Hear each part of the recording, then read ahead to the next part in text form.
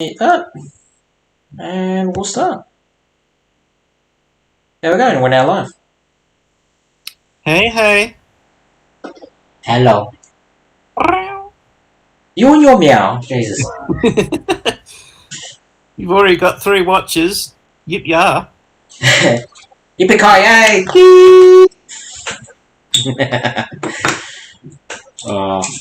Hello, everybody. I'm keeping an eye on chat for Shannon tonight because he is busy working on a challenger, did you say? Yeah, one of my Athearns Challengers. And... Yeah. So if you got any questions for him, just shoot them in the chat and I'll pass them on to him. Well, you'll voice them and I'll answer them. Well, I'll voice them. Yeah. Jesus Christ, I should have cleaned this up a couple of days ago. So I'm playing God today. There's no picture of me, but you will hear my voice. These are not the droids you're looking for. These are not the droids we're looking for.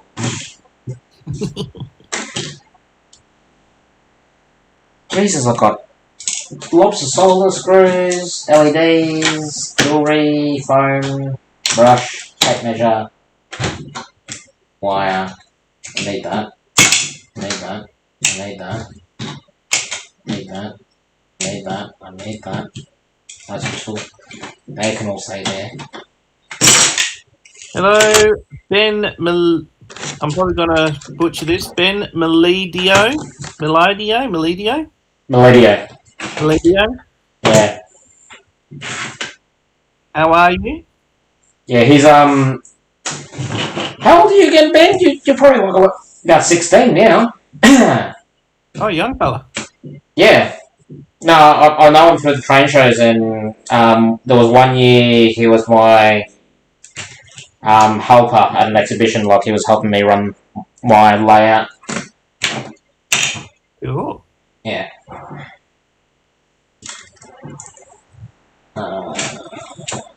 But now I've got kids, and kids are hard enough as it is. He says he's good. How's your brother? I haven't... Like, I don't have Facebook, so I don't know how you or your brother's going. He's a man of many words. So far, it's only one-word answers.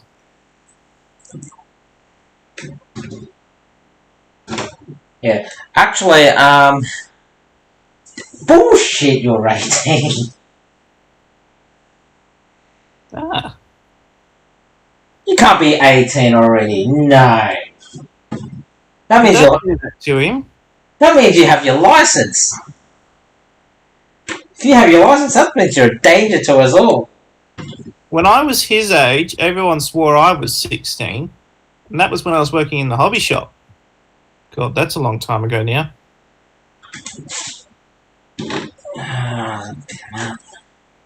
Okay, now I'm missing a mat. Why am I missing a mat?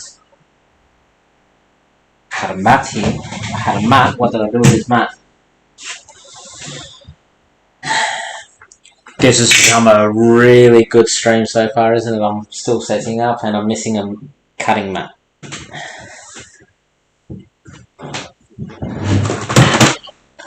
this? I've got those there. Nothing under there. Boxes. He says he doesn't have his P plates yet, Shannon.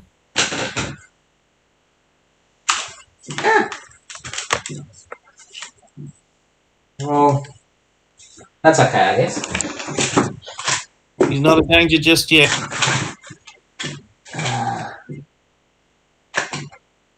No green mat under there.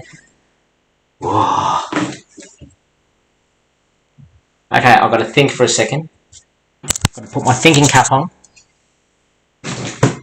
Oh dear. I'm trying to remember what Don't pull a muscle. I had a green cutting mat there.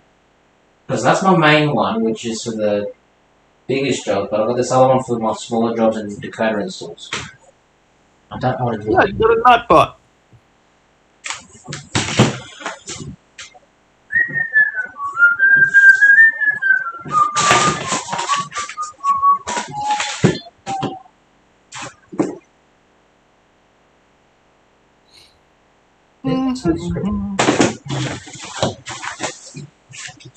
There's that's dead. I can't hear anything right now. It's all good, Shannon, because there is nothing to say just yet.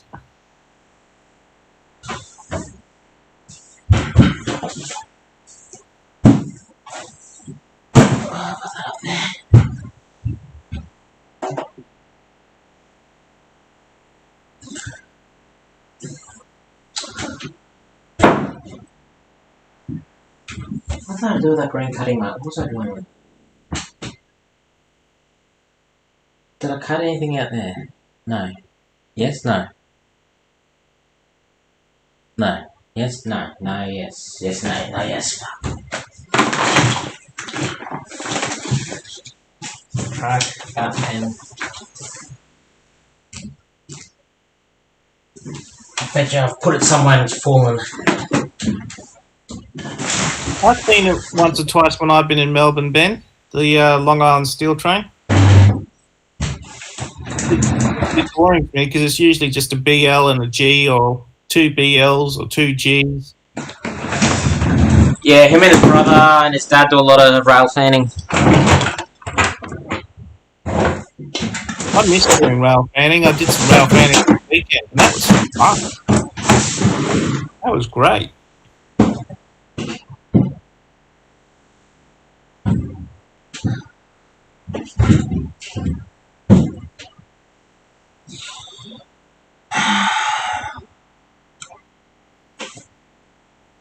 Okay, I'm not happy. I am not happy.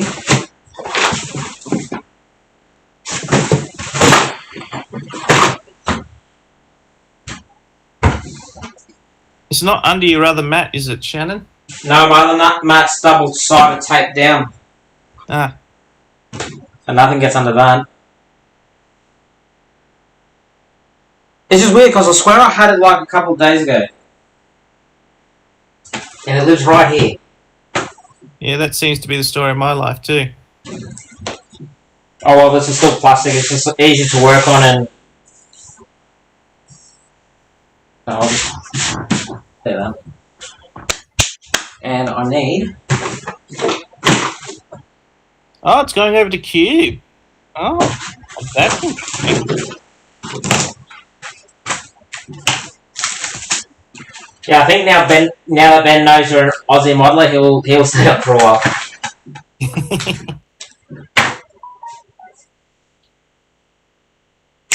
Because I always thought all the steel trains belonged to Pacific National. They inherited that from National Rail when they came up with the Steel Link.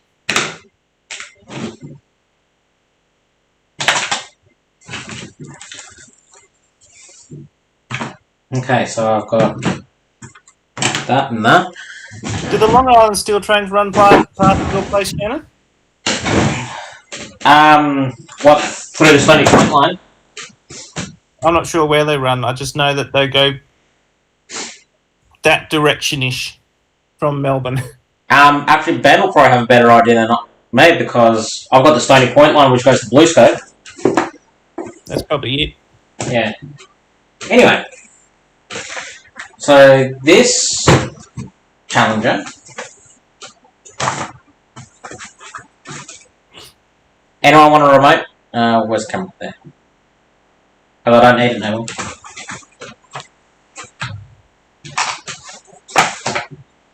This little thing, back in 2019,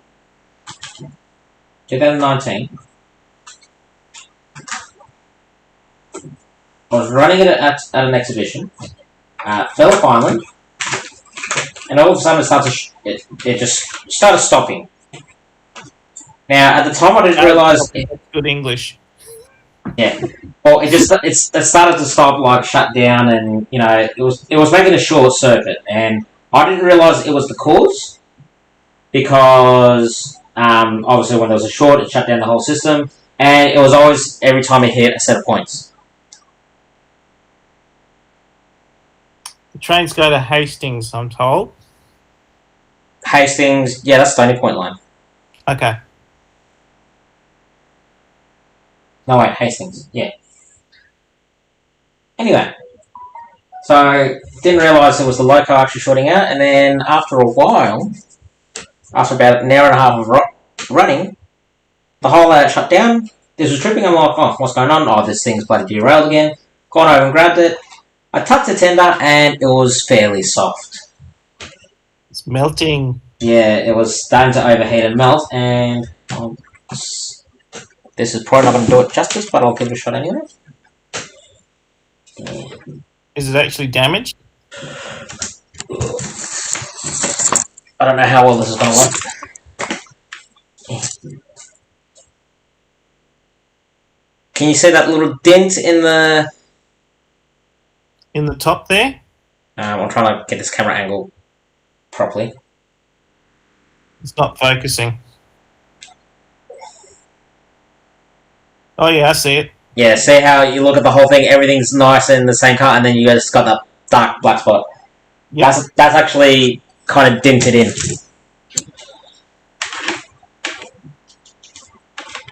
Okay, now we'll see his face. What's wrong with my face? I want to look at the train. I'm sure everybody else does too. Yeah. How many people are on there? 5 watching now. Ooh. Come on, guys, if you're watching this. No one else has commented, though. Yeah, if you guys are watching this, say hello in the chat. Hello in the chat. You're funny. You're funny, Ali. You're funny. Oh, I'm hilarious. You know that. Not Ray Bobo hilarious. No, he's a whole nother level of hilarious. Oh, my God. I can only hope to be that level of funny.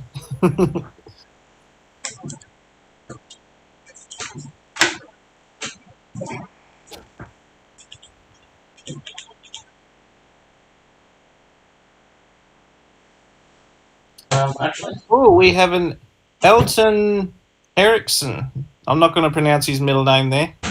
Hello.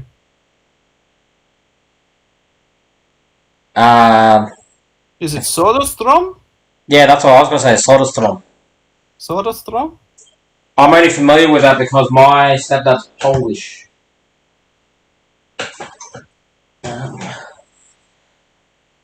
Okay, I think I'm good. So. Aha, he's funny too. He likes my jokes. He says, you said say hello, so I did. I like him. Is he? Are you new, Elton? Because you got to remember this is on my channel, not Back on Track channel. True. Is he new to your channel? To be honest, it's been a while since I've been on my channel posting, so.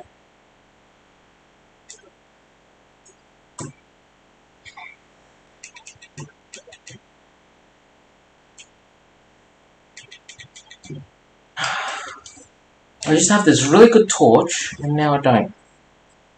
Yes. Yes to which question, Elton?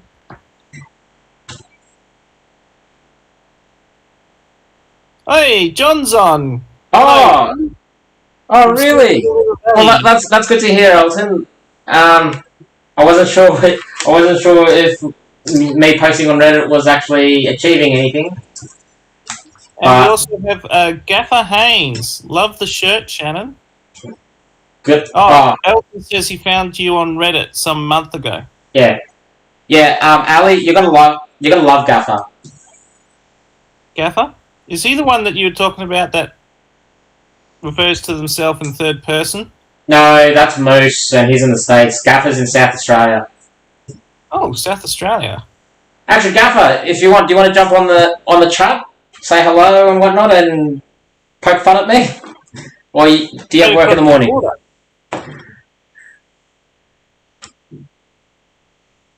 We're neighbours, Gaffer. I'm from Western Australia.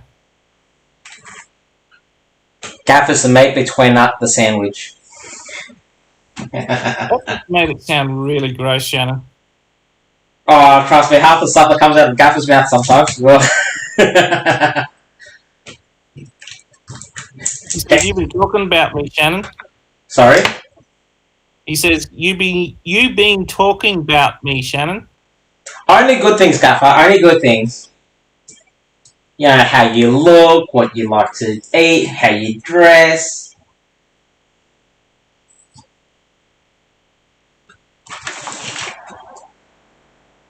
How's that? Is that a better shot?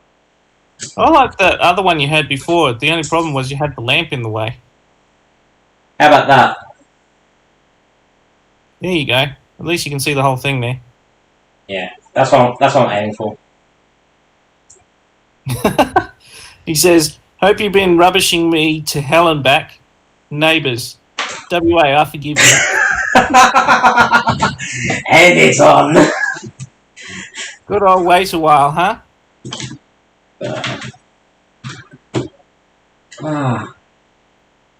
So I think this is a challenger that I actually dropped as well.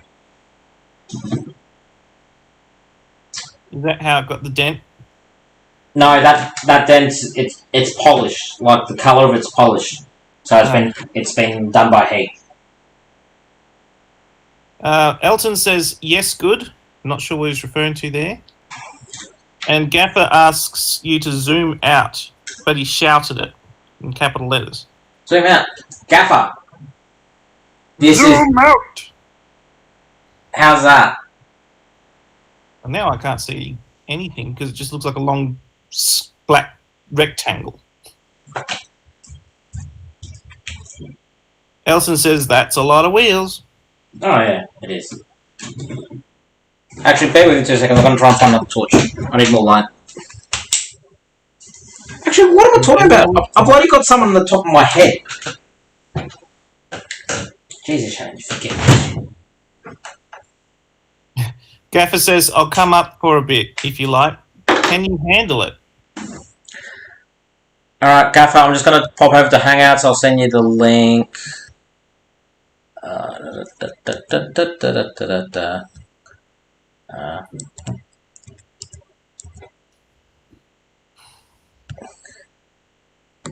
Let's just move this over.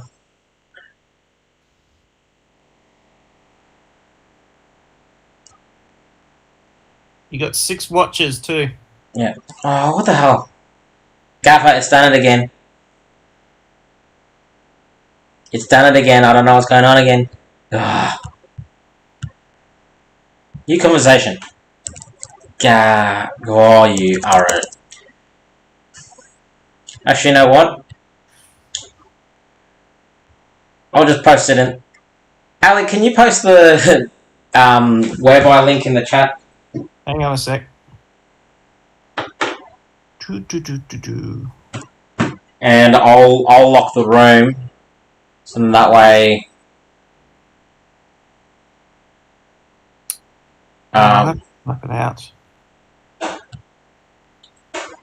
It's just the link that's in the whereby.com/backontrackpro. Yeah. Damn it.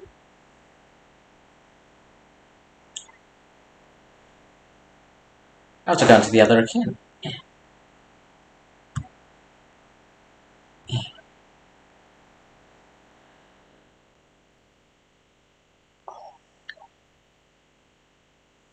I hope that works.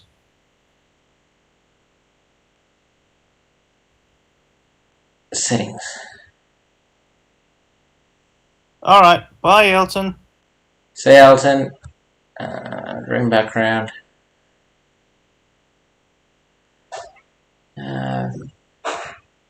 Okay, this is going to end bad in 2 seconds. I just got to do that. I'm going to do that. The light, it burns. People are going to say me Debbie in a second. Oh, that's horrible. Okay, so that's that.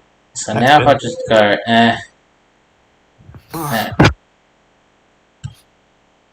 if I do that, and I go do that,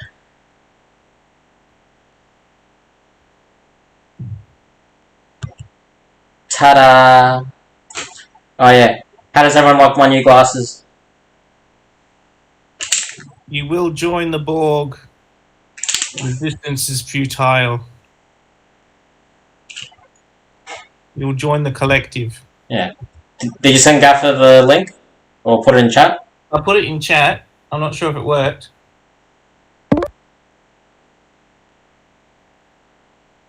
They didn't. Oh, there we go. That's good old Gaffer. Hello. What the hell are you wearing? Sorry? What are you wearing? My new glasses. Seriously, you got a set of those. I take one of the eyes off. I did. I took. No, I took it off totally. Oh no, because I'll work with multiple different things. So this one, so one's set at 10 times, and the other one I got set at 20 times. Yeah, I'd just buy another set and just do the 20 times separate. Yeah. It'd give me a headache. Yeah, I'm still young though. It gives you improvement. You look better, mate.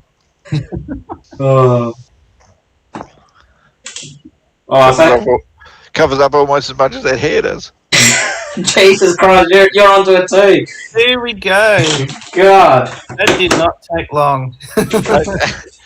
Don't go out in the wind, mate, alright? Oh my God. So I need to take those two out.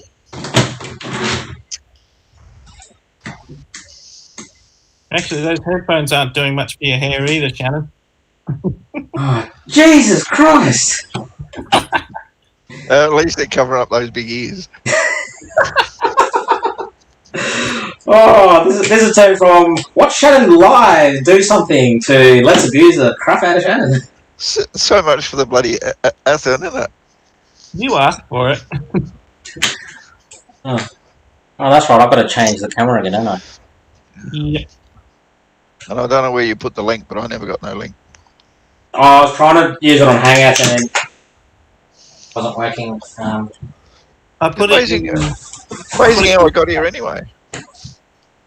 Say what? Amazing how I got here anyway. Yeah. Ooh, crap. Can you Not focusing. look at the Wow, that is melted. Serious? Yeah, old MRC decoder. Okay, folks, don't buy an MRC decoder and put it in your train. Now, this was the factory installed one from when they first released them. I know. I'm just advertising their wonderfulness. Ah. I've never liked MRC right from the beginning.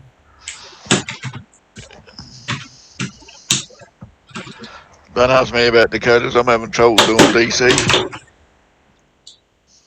Well, DC's too much wiring. So much simpler with DCC. I know, but I haven't got there yet.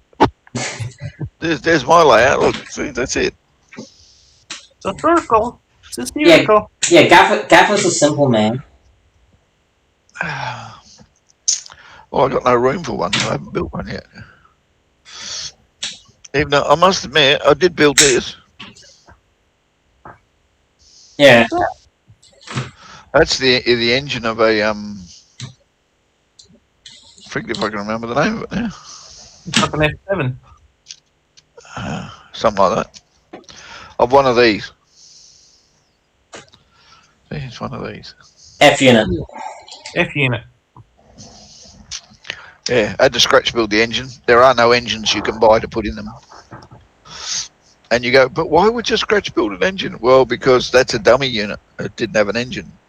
Mm. And I'm going to put it in my workshop, and I want to be able to take the roof off and see the engine. That would look pretty cool. So I built the engine. Yeah. Hey, what do you guys reckon? You reckon it's worth me trying to fix that? No, I reckon you ought to get a camera that focuses. Yes. Shush. Yes, okay. Yes, I would. I reckon it'd be worth fixing that. Yeah, because I contacted Athearn and I'm gonna get a whole bunch of little bits and pieces from them, but because I think a tender shell is like 15 US plus delivery. Yeah, a little bit of white putty wouldn't hurt. I'm not the white putty crap. I don't want to use that. I'm still not skilled enough in that crap yet. Well, at White least putty's it's good. going to be black. White putty's good. You just have to use a lot of sandpaper. Yeah, but then I have to. Oh, you poor bastard. You know what? No, I'll use this first. I can see that's going to work real well. That's just going to increase your white putty. Well, as I said, I'm willing to try and just flatten it out, and if I can, I'll be happy. But if not, I'll then just bite the bullet and buy another one. Well, it is styrene, so it shouldn't take too much heat to get it to move. Yeah, no, it shouldn't. And you should push from the inside, not from the outside. Mm-hmm. Oh, really, Gaffer? I didn't think of that. Well, mate, obviously you didn't because you're using flame. Well, there is one consolation with you using a flamethrower. We may never have to see that beard again. Actually, remember when I was getting that steam engine fired up? You know what probably would be better and safer would probably be a hairdryer. No, don't give this guy anything electrical. Well, at least it wouldn't be an open flame. It might be after he's finished with it. Oh. So, actually, you know what's the dumb thing? Actually, no, I'm not gonna because I don't know if that IC is fried because of something else or just, yeah. Do you know why it's fried? No. Like, every time it's a motor issue, you can just go to goodbye. But if it's a sound issue, it's actually fairly easy to fix because normally it's one of the capacitors decides to cut it. To help with this, iron was plugged in.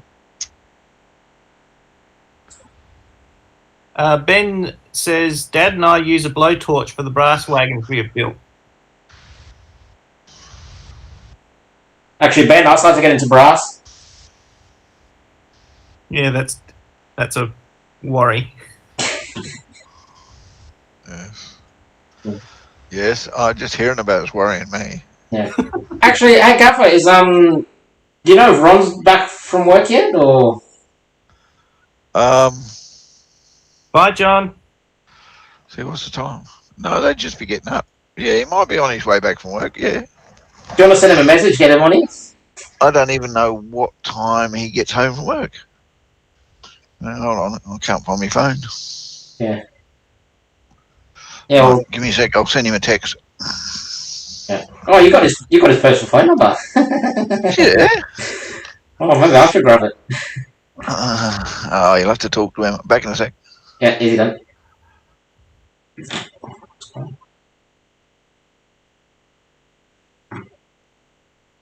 Yeah, John from School Kills looks like he's headed off. Oh, yeah. Oh, bloody Athearn have used the most high temperature solder in the bloody world. That'd be the Chinese manufacturers. You can thank them. That or I have killed the soldering iron too. Oh, soldering iron. No, soldering iron's working.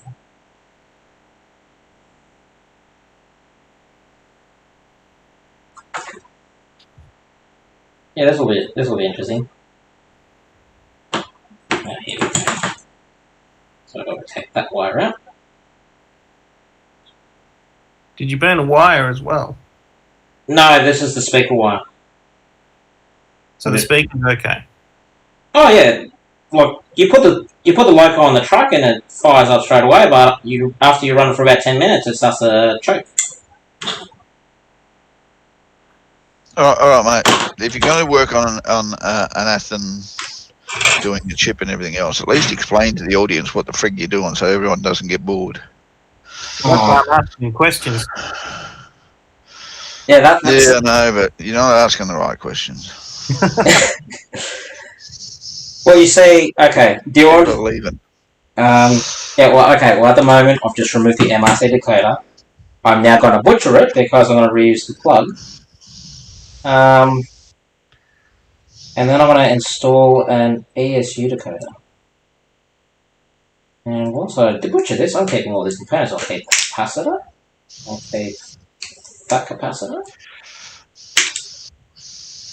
That capacitor can get lost. So you're going to just get back from work, Gaffer? Yeah. What are you doing again for work? I can't remember. I'm a printer. Everyone's probably going, printer, what's he print? I make wine caps. Oh, that's right, yeah. What are you saying? Something about that? I had a good night tonight. I broke the machine early. That's right. Fuck, his number's long. It's like 12, 14 digits. Yeah. Now, for anyone out there who's actually very game enough, whenever you are going to reuse some sort of circuit board, keep all the useful components if you can identify them. So, in this case right now, I'm keeping the surface mount diodes. Did you do spell check on your bloody description? No, Ali bloody pointed that out to me and I haven't fixed it. It's also you're in two different people. Today I'll be repairing and installing an ESU decoder into an old Athearns Challenger that has had its MRC decoder die. He will also he will alos be a before deciding to purchase I've already tackled him for that, so. Hey, I didn't get any fun out of that tackle. Oh, geez, between the two of you, Jesus Christ.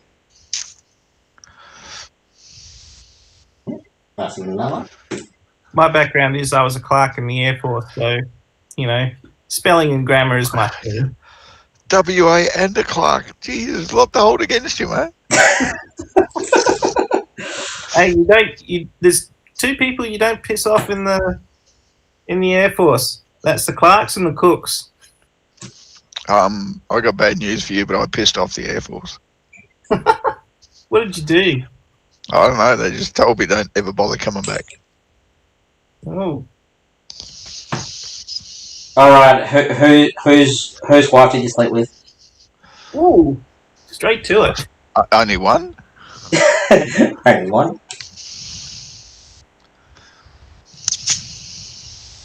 Actually, it wasn't only one, but only one mattered. You work your way up the ranks. When you get up to the high enough one that kicks your ass, and you know damn well you've made it. Pretty much. Know that feeling. Don't use that, Ali. Oh, I have no ill will about my time in the Air Force. No, but do you remember when we were having in the chat earlier, and you're like, oh, what are we doing this show? When are we doing that show? I'm easy. Yeah, your wife keeps telling me that. Rolling my eyes. Well, everyone keeps telling you, Gaffer, I'm easy. Yeah. Oh, you've been speaking to Lisa again, have you? Yeah, fish and chips and a light ale gets you. Oh. Jeez, this Dakota's actually fried itself badly. Yeah, chain reaction, mate. Well, if it was hot enough to melt the plastic on the outside, that's... Yeah. But the thing is, like, before I decided to butcher it, it actually still worked for 10 minutes. So. Yeah, because it took 10 minutes for it to heat up and realise, oh shit, I'm not actually working. Oh well. Uh-oh, something said, not good.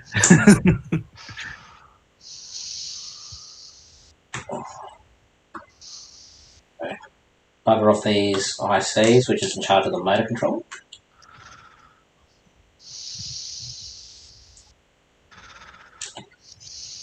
It's sad that I actually know what these components are. I've dealt with these decoders too long.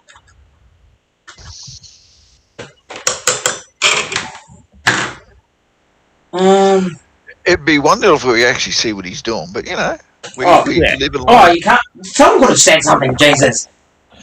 I thought you were going to move back into frame, but you didn't. Okay. I'll start again. So, Not only that, as I said, you need to zoom out a little bit. You actually need another camera, one that's actually giving you a wide angle of what's going on the table, and one that's close up on what you're actually doing. yeah, I know. Well, unfortunately, the camera I've got right now is a piece of crap, and the only other camera I've got is on the laptop, and then there's my phone, which, again, isn't all the best. Actually, I could try setting up the phone. You can if you like. I don't understand why you went to Webby to do this. Because I'm poor. And You don't have to pay. You don't have to pay for StreamYards to get 6 cameras on there. Gaffer, stop hitting me with logic, alright? StreamYards allows 6 on panel without actually pay a cent. Was that a plug? No, just StreamYard's a bit easier to use than trying to do Webby and OBS and YouTube and all that shit in one go. Oh, I use XSplit. But I actually looked into StreamYards, and then I looked at everything I needed to do. I'm like, oh, this all seems too hard. Didn't have to do anything. All you have to do is sign up, and away you go.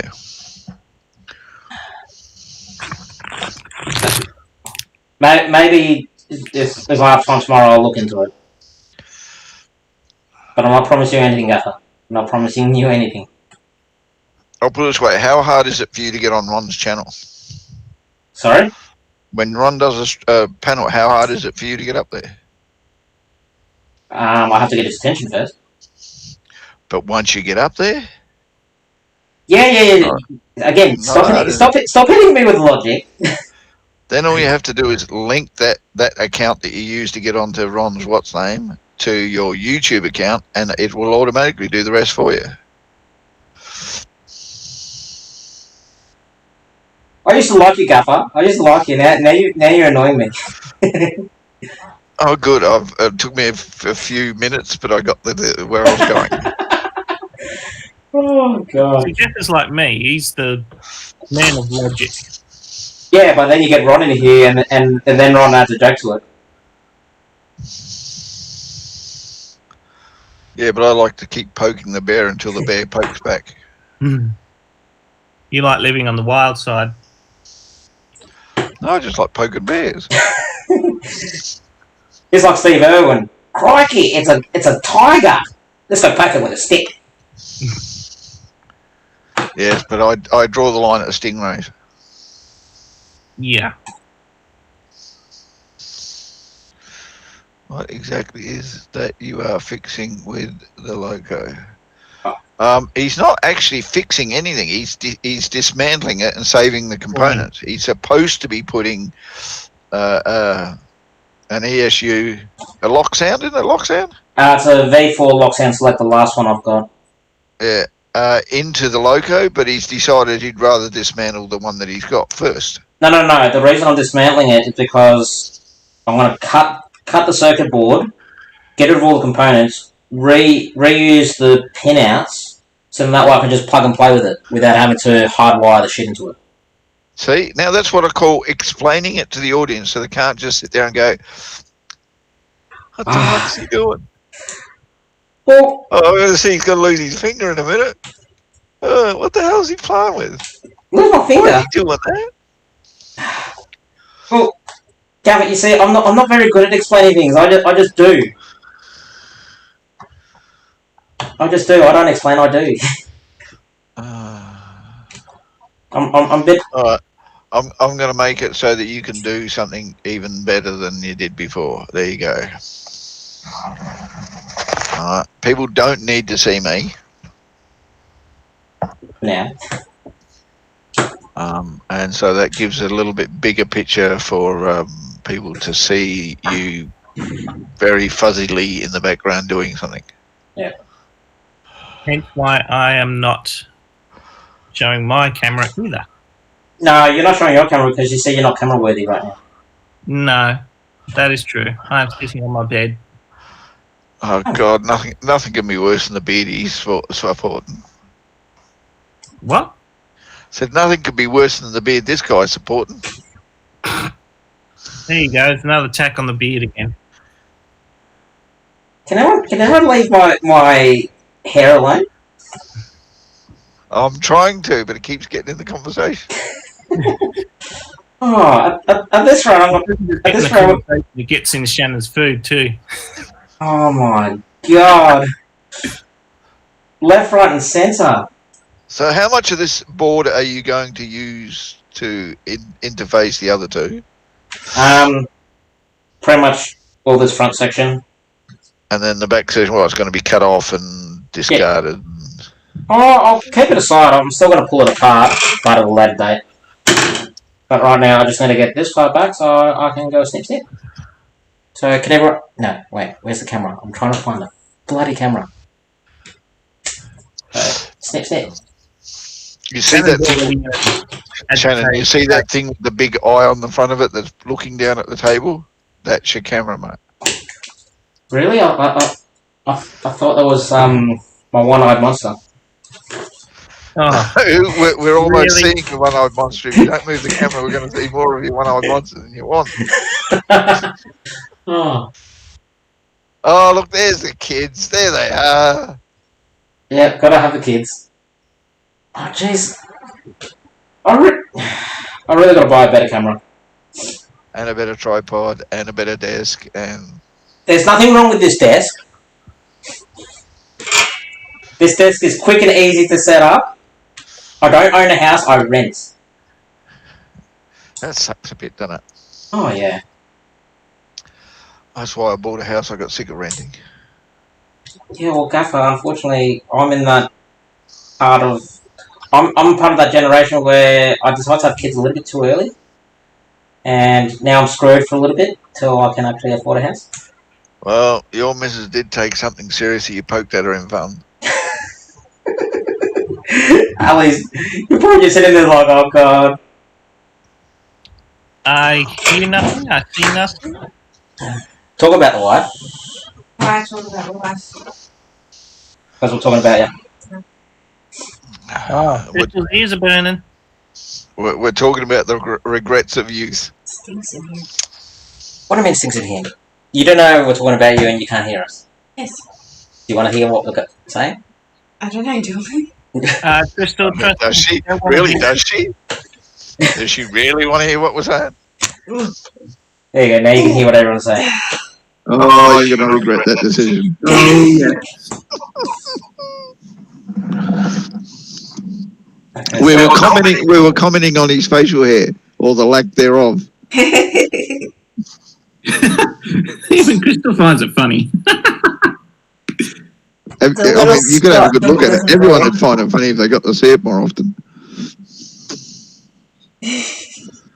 Sometimes I wonder why am I friends with you guys? Because you're Australian, you don't get a choice. Pretty much. I wonder if I should send my NRs to Shannon for him to DCC and sound once I get a DCC system running. I don't know, Ben. You'll have to talk to Shannon about that. I mean, have a look at how he's butchering this together and really make a decision on it afterwards. Nah, Ben's seen some of my handiwork. He's actually quite happy with it, as far as I'm aware. Ben, what scale are your NRs? Are they the Austrans SDS ones? Use a solder sucker boy, Oh, or at least use the bloody mesh. actually, I bloody bought some mesh. Do you think I've opened the packets? No, that's not the packet. You think you can find it? Oh, I know where they are. There. So, what's your wife's name? Crystal. Crystal. Crystal, you got the brains, haven't you? Really? Yeah, Crystal just looks at me and is like, what are you doing? What are you doing? Oh dear. They are in scale. Ooh. Yeah, nothing wrong with N scale. N scale is the NV of every other scale. No. Yeah. No.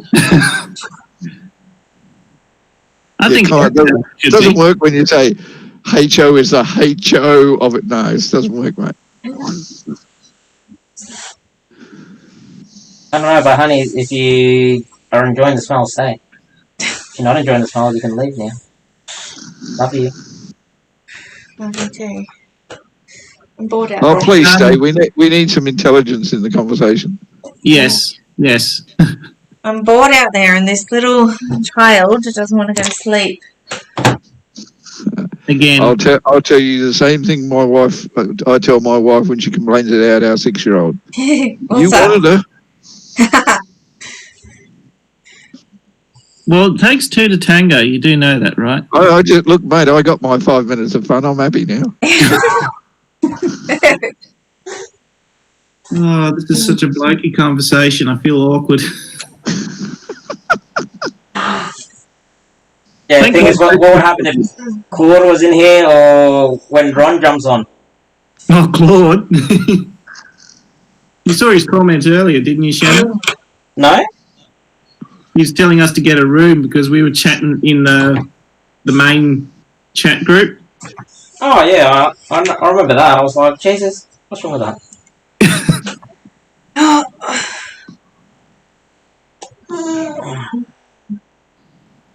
I think the most intelligent conversations from Andreas.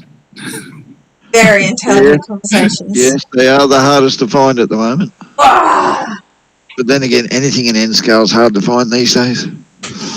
Odd Sessions should be coming out with an N-scale NR in the next year or so, I think.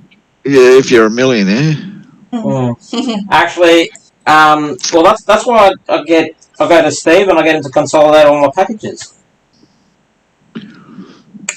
And can you do me a favour? On the workbench in the lounge room is my rubber grip knife with the old blade. Can I please have it? Can I leave him here? Yeah, sure. Not that he was going to say. So that, like that. Okay. Sweet. Now I've got to A whole heap of Odd Session NRs with sound on order. And they're due November, December, I'm being told. Yeah. November, December. What contacts do you have? Christmas presents. Christmas presents? Well, it'll take that long to get over here. Oh, yeah. I know, but you live so far away. I mean, it's 4 hours from Adelaide. Yeah, and Adelaide's so far away from everything too. No, Adelaide's only half hours away from everyone else, apparently. I wouldn't want to be a crow flying it, though. Do I ever want to know what's going on at the moment with this conversation? No. And he's just trying to have a go at us being the most isolated city in the world. Well, you're not the most isolated city in the world. But you're on the border of it. On the other hand, my brother has 6 HO scale NRSs. And another 2 of them in pre-order. Okay, unless you can be useful. Well, I can do HO. Get your hand up. Do decoder installs in HO. Yeah, I did a hoe once, but I thought, no, I won't do that again. Oh. Yeah, I'm leaving. Bye. You're leaving, okay. No, don't leave me here with them. Crystal, if you want, copy that link, put it on your phone, you can chat to us through your phone in the lounge room. I got a notification of the live. And you think I can type, Andreas? You don't need to type, you just go onto that link, the whereby link. Oh, no. And then you can turn the camera off. You don't have to show everyone your face if you don't want to. Yeah. We just want to look at Shannon. We love his beard. I thought you were going to say something about my wife's chest. Yeah. No, why would I say something about your wife's chest? That'd be Yeah. nasty. Okay, that's my cue. Unfortunately, I'm one of those guys who like women's chests. I think you're misunderstanding what I was trying to imply. I don't. Oh yeah, one day. Okay, so this is the decoder I'm using. ESU lock sound V4 select. Mate, don't sell cars for a living, all right? That was the worst presentation of something that I've ever seen anyone do. Yeah, that was just a quick hello, goodbye. See, it looks like this, but who cares whether you like it or not? No, not so close. A little bit further back. We just do it slower so people get a better look at it. That's it. Now turn it over very slowly. There you go, folks. And how many wires is that one? 8, 10 wires plus the speaker wires. And that's a micro, isn't it? No, 9 wires plus the speaker wires, sorry. Yeah, it's a V4 micro, but some places still have stock of them, I know that, but they've been replaced by the V5s, which are now a little bit easier to work with, much more customizable in regards to the spiral. So you can have all your lights and everything working on that? Yeah. Just got to wire it up. How many functions are on those? On these? Yeah. Hold on while he consults the manual. Hang on, you're talking about the decoder? Yeah, the decoder, yeah. Well, it's got 2. Well, hold on. Have you got functions on your soldering iron? Yeah, that's a strange soldering iron. So I'm saying we're talking about a decoder because it's the only thing with functions. No, I thought you wanted to be talking about the loco. I'm thinking, hang on, you're talking about the... No, there's no functions on the logo except when the decoder's attached. Oh. Why did I decide to do this live? Obviously, I'm deprived. Why did you invite me up on the panel? You should have known this was going to happen. Oh, I was expecting some of it. So, apart from the light functions, it's got 2 extra functions plus 2 soldering pads to add an extra 2 functions on it. So you could do a rear light, possibly a firebox flicker, cab light. Yeah. Yep. What's the thing Ron's been putting on his trains lately that's new? Something else he added recently that he could do that he never did on any of his others. Ben. Bloody hell, if I could remember. Because I'm trying to convince him to get automatic decouplers. What was it? Something he did? Yeah. Oh, announcements. Didn't he have announcements or something on his? Yeah. Oh, you talking about? Oh, Jesus Christ. That's Jesus. What? You're really pushing me to use StreamYards, aren't you? No, I'm talking about when he does his trains. His sound cards have 2 extra wires for him to be able to do other things. An extra 2 wires. Yeah, I think. I could be wrong. Only listen up what he says. Well, he's not answering my text, so which means in probably about an hour's time he'll probably read it and I'll be in bed. So yeah, and then he'll be like, "Oh, screw this." Now I've got to open the bloody loco because I can't remember which wire is which, apart from the motor ones. See, this is where you have these problems because they're all the same colour. They're all black. Yeah, black. I'm just currently removing boiler, which is proving a little bit difficult than normal. Yeah. There. Oh, there's a circuit board in there too. Oh, yeah. Actually, if anyone does own Athearns Challenger, like one of the old ones, replace these 4 wires that go from the circuit board to the tower or the pickups from the drive wheels, because the old wires get so stiff it actually does inhibit its rotation, if that makes sense. No. Okay, so mainly with the front truck, these wires get so stiff that the front truck doesn't actually twist left and So right properly. what you're saying is, in order for the train to run properly, the wires need a lot of flexibility all the time. Yes, and as they get older and wear, they get stiffer.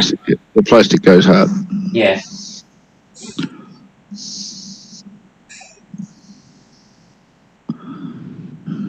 So the two outer ones is the pickups, two center ones is the motor, and the center one is the lights. You know, it's so sad. The only moderator you got in your chat is Nightbot. Actually, Ali's meant to be a moderator, but I'm keeping an eye on it, but there's nothing really to keep an eye on. Yeah, there's no one in there. There's only two people watching, and one of them's me, and the other one's Ali. Probably me.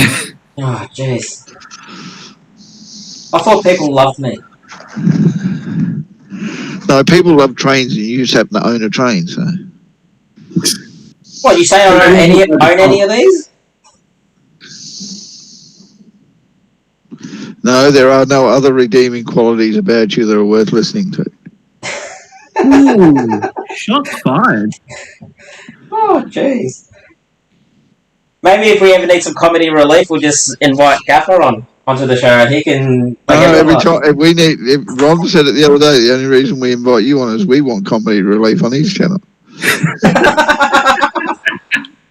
Oh. Well, I need someone's beard to target. Oh, come off. Well, at least, Shannon, you'll be the talk of the town, mate. I know. I'm now trying to remember. Okay, so for anyone wondering, I'm now wiring the decoder.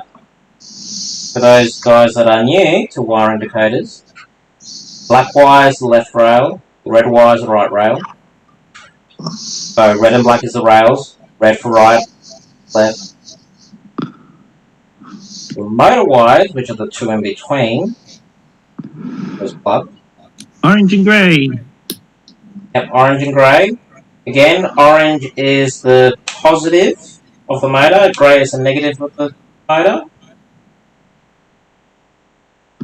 And to all those who don't understand what he's actually doing, he's wiring it to the plug-and-play end of an old decoder that he just butchered.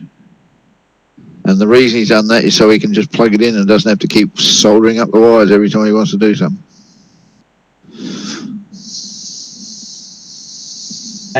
Thank you for that explanation, Gaffer.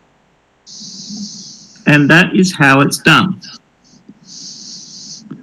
Too bad it was bullshit.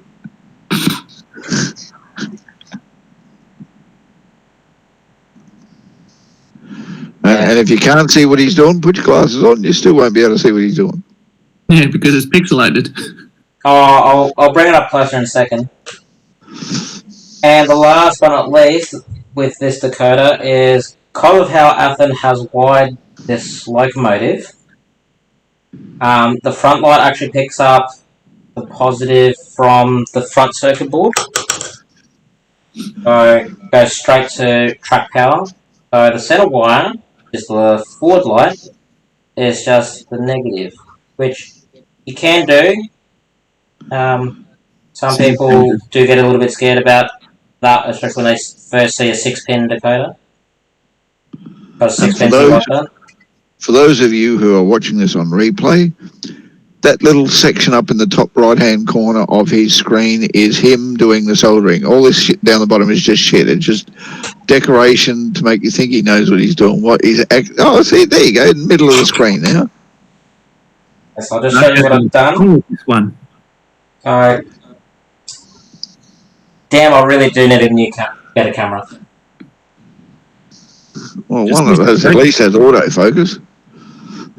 Hey, I'll pay $10 for this camera, alright? I see that. So, it's hard to see, but so that was part of the old MRC decoder. Was that $10 Australian? Yes. You got ripped. Ripped? It's from cash converters too. Cashies. Yeah. that's the old MRC decoder, which does look like that. That's another dud one. So Before and after. So literally all I did is like cut it in half.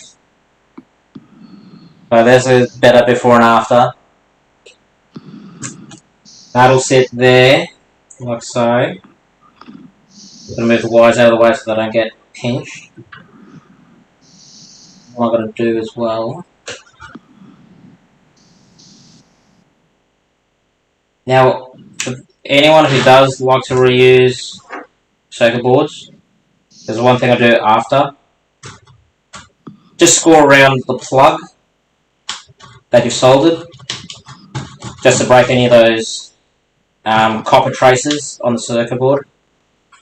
Because you don't want any copper, like, in this case there shouldn't be any copper traces, but I just thought it's good practice because then I know for a fact that all the copper traces to those pins on that plug are no longer connected to the rest of the circuit.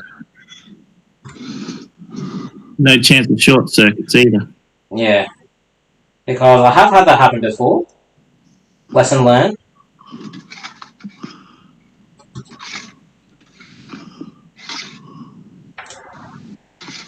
What's that? So, now that's done, I could technically, with the help of a pair of tweezers, plug that back in. Now if I do it properly, I can actually test it too. There we go. Plug back in. Let's give it a quick test, eh? Let's make sure I'm on the right track. Well, you need a test track. Ta-da! Track. The rest of us, though, folks, we buy the plugs and sockets separately, wire them up, and you don't need to use a bloody circuit board. Gaffer, I have done the same as well, Joker. but it's late at night and it's just easier for me to do it this way because then I know there is literally no bullcrap to go from the front to the back. It's just already there. That's what I'm doing it. J-Car is a wonderful place to shop. Sorry? I said J-Car is a wonderful place to shop. Except they don't sell SMD LEDs anymore. What LEDs? The little tiny nano ones. The SMDs. SMD? Yeah. No, because people were complaining about having to solder the friggin' magnetic wire onto it. Oh, really? That's why they got rid of them? Point. Oh, no, I buy mine pre-soldered now. It's fucking damn sight easier. Right. Yeah, no, I'll buy mine from China. Yeah, see, this is how I buy mine now. See that? Pre-wired, and it comes in a nice length of what? Yeah. Where do you get yours from? China. Okay. You just look up on pretty any website that sells electronics and shit will always have it, and just ask for pre-wired SMDs and tell them what size you want and what strength you want. They all done them. They all got them. See, I've even got these ones. These are another different size. Actually, hey Gaffer, are you after any signals? There's a different one. They're bigger size. No. Hey Gaffer, I was going to say, are you after any like signals for your layout? Not at the moment because I haven't got a layout. No, because I found these decoders, these LEDs, same thing, pre-wired. They're the 06, they're not the 0402s, they're the true size. 0603s? Yeah. The 0603s? Yeah, but that's what I just showed you. Yeah, but these are the tricolour ones. Yeah. So these ones, so these ones are red, yellow, and green. Yeah, I thought about it, but at the moment I'm not into that part of the layout and shit because I haven't got a layout. Yeah. I'll get a layout, then I'll decide what it is. I mean, yeah, fibre optics is another way I've been thinking about doing those bloody things too. Yeah, well, if you want fibre optics, go to any wrecking yard that specialises with European cars and ask them for BMW fibre optic looms. Yeah. Because they're worth nothing. They get scrapped with the copper and then get melted down, but they're quite easy to work with. Quite easy to cut open. Depends on the size. Oh, they're the perfect size, and because they're so small, just a little bit of heat and... No, but I need specific size, like 0.6 mil and point. I think that's the one I work with, 0.6 or 0.5 mil. What do you think of this, Shannon? Last time I saw that, you were still building it. Got it working and everything. Is that a kit or? No, I 3D printed this. Ooh. Bought the motors and everything separate. Printed it to suit the motor. I think that'll look good on my layout. There's half a dozen of them. I saw some of those on my trip up to Dongra on the weekend. I got some down the road. Unfortunately, I don't live too far from many.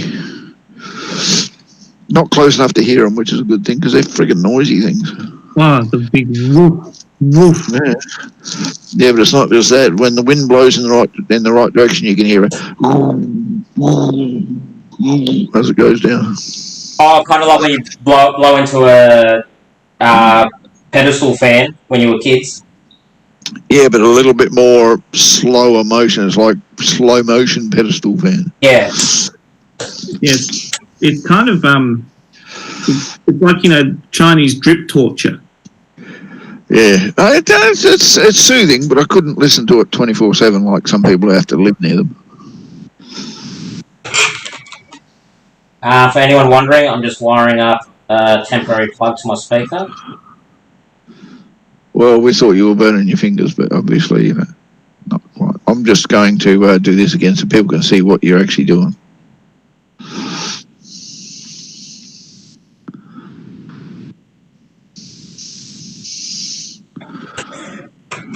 Put your heat shrink on?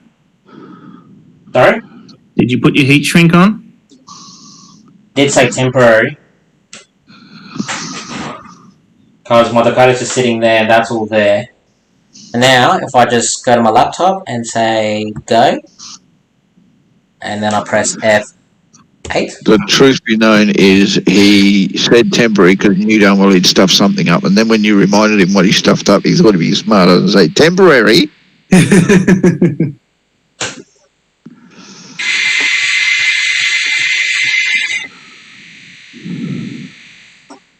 that works. It's not moving. That worked? Yeah, I've got a front headlight.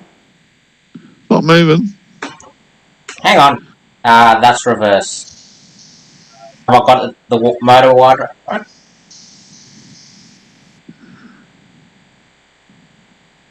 Come on. Is it preloaded with Challenger sounds? No, it's preloaded with just a heavy steam, but I'm gonna load it up with Challenger sounds. Well, that motor needs a good racing. Come on. He doesn't want to go.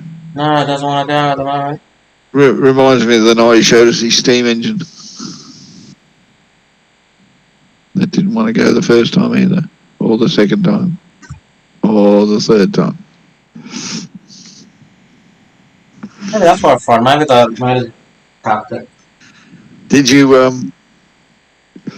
Wait, did you fill it up with steam? Tell you what, that smoke's hard to get back in. Oh no, it's not. You forgot to wire it up, didn't you? No, I just had a look with my new goggles. There's a thread of copper wire shorting out the positive to the positive motor.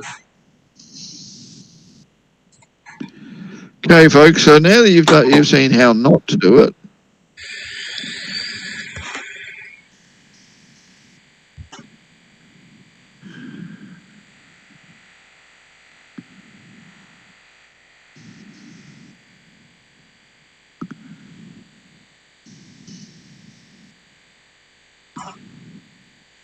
Maybe I have to reset. Let me reset the decoder. F8 Oh, hang on. I know what's going on. He hasn't wired it up yet. No, I've wired it up. Reset decoder. No, don't read after.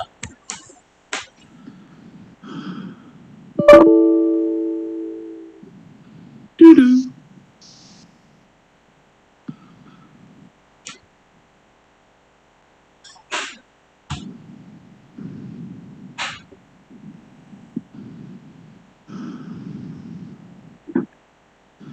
I said it before, I'll say it again. It ain't moving. Yeah, I understand that. I think it takes a minute to go through the reset.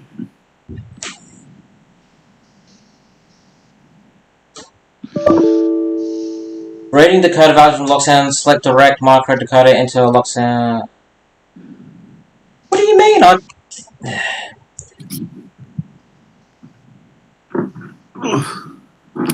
Oops. Reading decoder information. Let's start again. Reading decoder info. I'd hate to tell you, Shannon, but you've only got one person watching. 2 watching. Well, I don't have many people, so that explains a lot.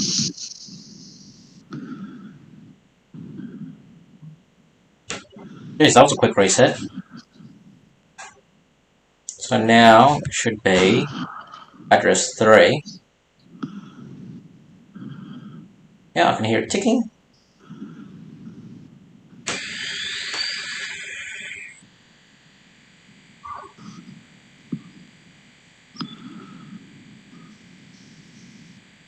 Did you even reset?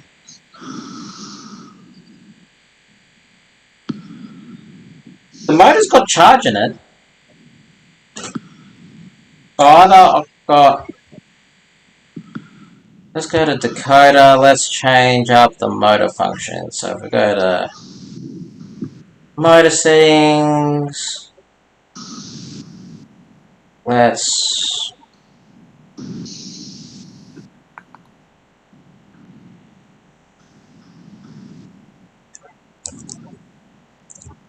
Value, yeah, that's okay. Regulation. But that's all fine. Function map, driving characteristics. Disable that. Let's disable that. And write decoder.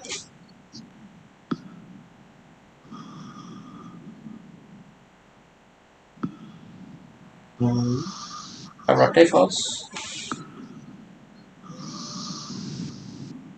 It's making noises. Yeah, I can hear it ticking. No, that's me snoring.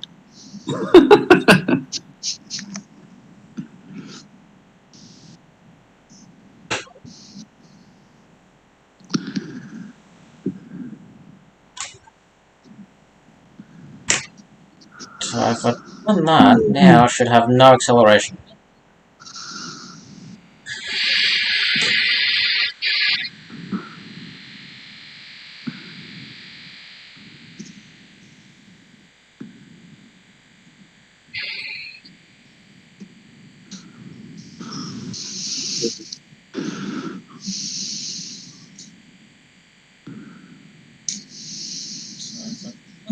Now I should have no acceleration.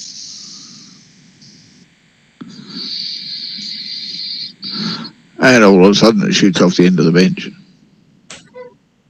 Whee! No, if it does that, it wouldn't be the first time.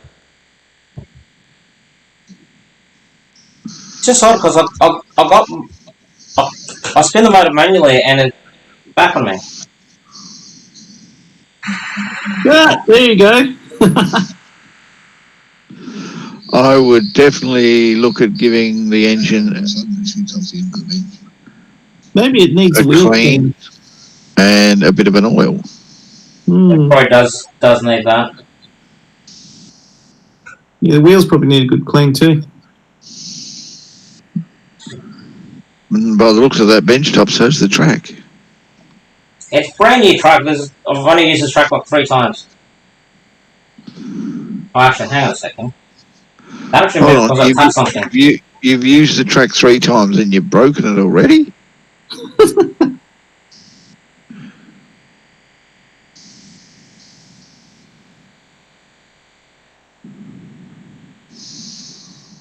What have I broken already? The track, well, it's not working. What was I fiddling around with? I fiddled around with something and something.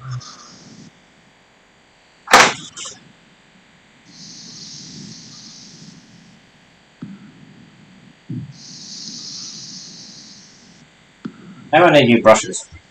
That's gonna suck if I need new brushes.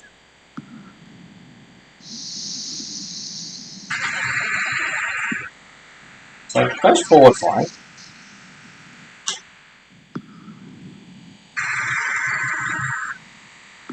I reckon you just need to clean it. That's all it is. Yeah. Well, I haven't ran this thing in 12 months since it first blew up. But now...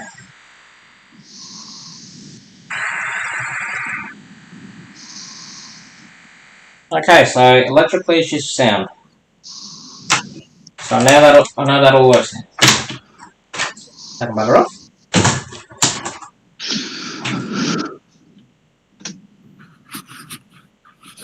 Good, so that can go there. I'll take that down. Speaker's fine. Unplug that. Okay, time to clean up these ones. Get rid of that. That will live.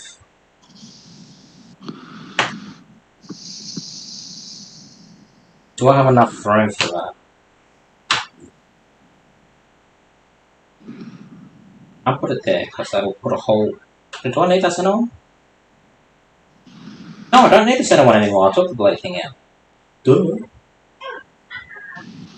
For those of you at home, I am talking to myself and abusing the crap out of myself. Yes, he lives in such an abusive relationship. It's very hard to put up with him. Well, imagine him. He's the one who's got to live with himself. I pity the man. Not only does he have to put up with his own abuse, but he's also got to look at that beard. Jesus. I'm sure if Heath from Humanity Junction was here, he'd be right into this. Him and Container Man. Oh, yeah. And the thing is, Container Man is actually, is Heath on Ron's channel? I don't even know. Yeah. When he's able to get a signal in his truck. No, not Roy, not Container Man Roy. I'm talking about Heath from Humanity Junction. Yeah, he's there as well sometimes. Yeah. Hey, so this is one thing. So what happened with Ron's old channel? Someone hacked it. Yeah. And what YouTubers like, sorry, too bad? Yep. You serious? Yep. Like me with Facebook at the moment. Can't get a hold of anyone in the head office. That's because no one's in the head office. Same with YouTube. Nobody's running YouTube. It's all being running by bots and telephone services. Yeah. Don't you start yawning, you got me yawning. Oh, I've got to go to bed soon. I've got to get up at 6. Yeah. Take the daughter to school. And that is what, 5 hours away? Something like that. What's 5 hours away? 6 o'clock. Yeah.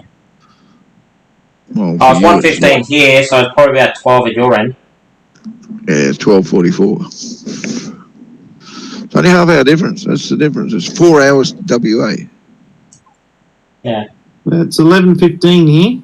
I always thought it was an hour's difference between Victoria and South Australia. No, it's half hour.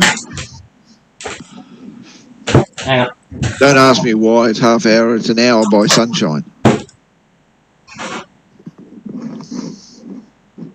And they try to use the excuse, it's only a half hour difference. We could actually move the clocks and be in line with the eastern coast. Yeah, but I don't want to have my lunch at 11 o'clock.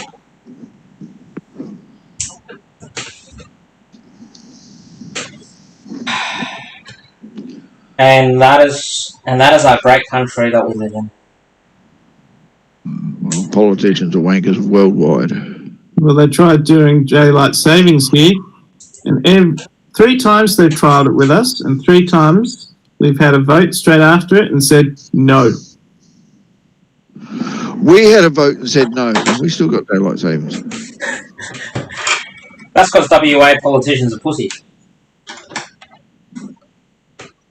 No, it's not. No. Daylight savings sucks. Daylight savings does suck. I don't see the point in it. I still got to go to work and come home at the same time every frigging day. Why would I want to sit around in the sun for another 6 hours afterwards? Because everyone wants to get their tan on. Because it helps out with the bloody tourism. Does not. You're never going to make money out of tourism. I don't know why they keep trying that. Oh, it's Well, actually, they do make money out of tourists because they rip them off left, right, and centre. But not the kind of money that you make out of, say, resources and stuff. You know, ore and Like prostitution. exports. We make a lot of money out of prostitution. No comment. Yeah, not making a comment there either. Well, it's true. You do make lots of money out of prostitution. They make them pay for a license to be one, and then they fine the shit out of them when they are one. I was saying no comment because I actually know a couple of prostitutes. So do I. I also know some strippers, and I also know some burlesque dancers. Yeah, but you've been on this earth longer than I have.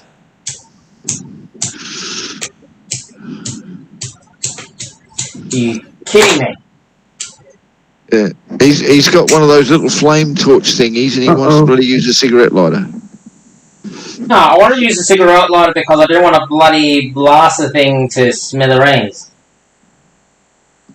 He's got an open flame. Right, I'm going to leave it there with the open flame. I tell you though, if the fact that he likes to play with fire all the time explains why he's only got half a beard. All right. Actually, my dad's a pyromaniac too. Jesus Christ. Thanks for having me up, sir. That's alright.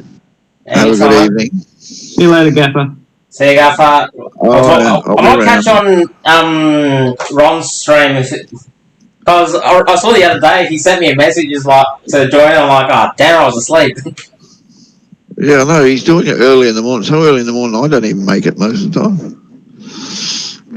And he goes, why aren't you up on panel? Well, because it's like 4 o'clock in the morning and I should be asleep. And then he's like, excuses.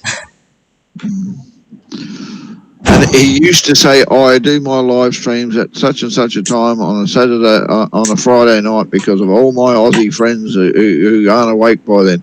Now he does it at the time when we aren't, definitely aren't awake. 2, 3, 4 o'clock in the morning, mate. We ain't getting up for you. Fuck you.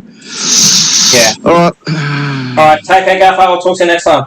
Bye, Gaffer. All right, catch you later, guys. And then there were 2. I know. There's seriously no one watching my stream. Am I that much of a dud? Well, it says 4 watching now. 3 watching now. One of them was Gaffer, I bet you. Probably. But no one's commenting.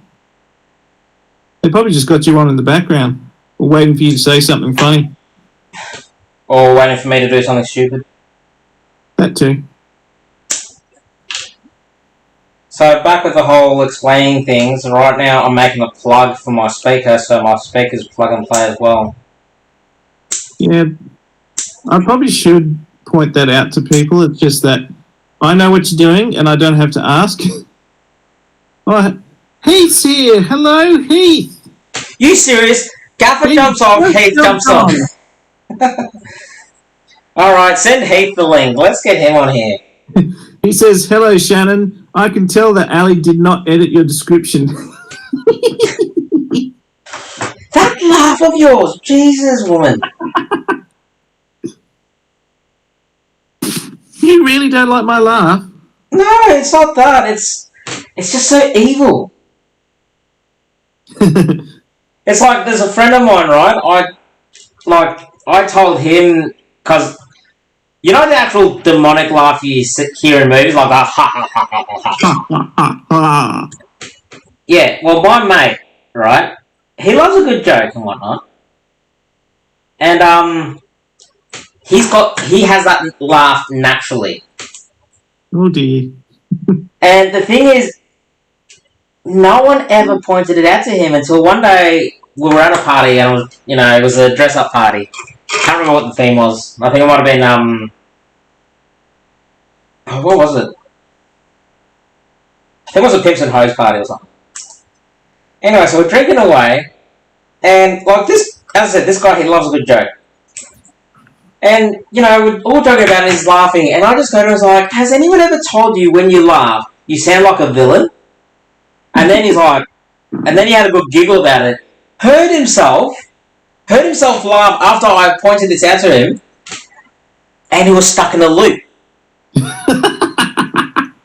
When he got to the point, he was like, I got this, and oh no, no. Like, he literally, for a good 20 minutes, he was just laughing at his laugh. Oh no. It was like, Jesus. So, He's already attacking you. He says, I came to watch Shannon release the smoke from the decoder.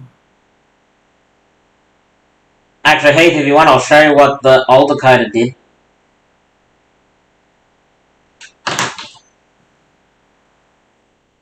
Hang on. There you go. Oh, that's a good picture of it. Except it's blurry.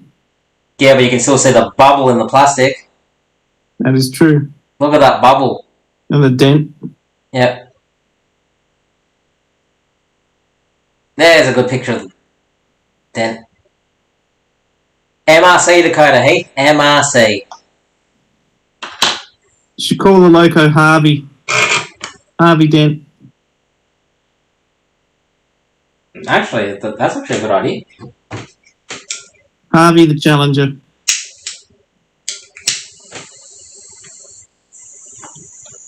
You think I'm holding this pair of wires with my fingers, and you think I'd use the tweezers to hold it whilst I heat shrink it with a bloody flamethrower?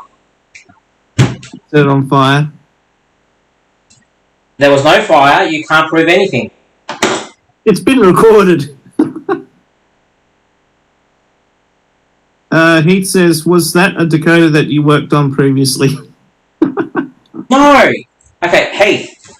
Do you know the... Actually, Heath, what scale do you scale in again? Is it N or HO? Actually, it doesn't really matter anyway. They're both just as bad, HO or N scale. See that, Heath? Do you recognise that decoder? If you model N scale, you shouldn't recognise it.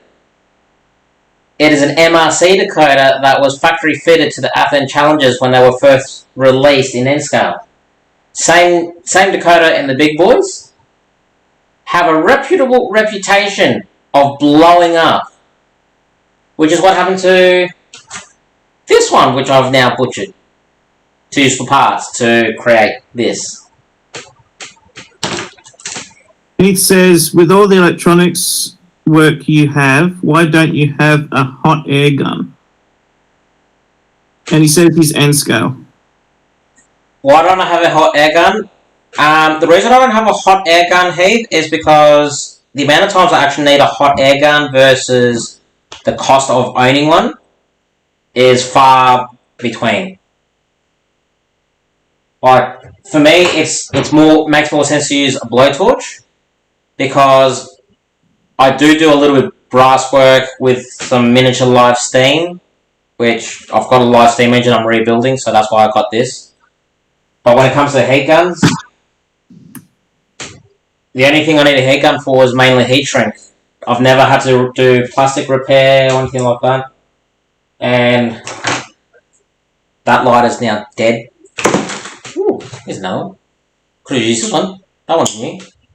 He says MRC. I do not have anything with MRC. Keep it that way, Heath. Yeah, I agree. Yeah. Actually, give Heath the link. Let him jump in. Oh, hang on. Well, it's better to have some... Should have copied and pasted it. Yeah. It's better to have more than one person on the chat because then at least there's a conversation going while all this is going. Oh, where did I put that link? Oh, You know what I mean? what? I'm not entertaining enough for you. No, you are. Oh, now he's backpedaling. No, I'm not backpedaling. I'm saying you are, but if I'm concentrating whilst I'm doing this, I'm not paying attention to you. So if I'm not paying attention to you, therefore you're just sitting there talking to yourself. And chat. Where the hell did that link go? It's on the top of your web browser. Yeah, I know, but I had it in the chat. I was going to copy and paste it from the chat, but now I can't find it.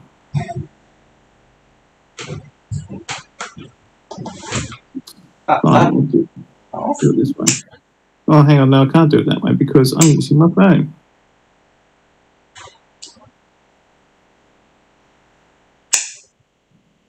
Jeez, that's nice and easy. I've pretty much broken every contact I need to, so that is now. Oh, do it the old-fashioned way.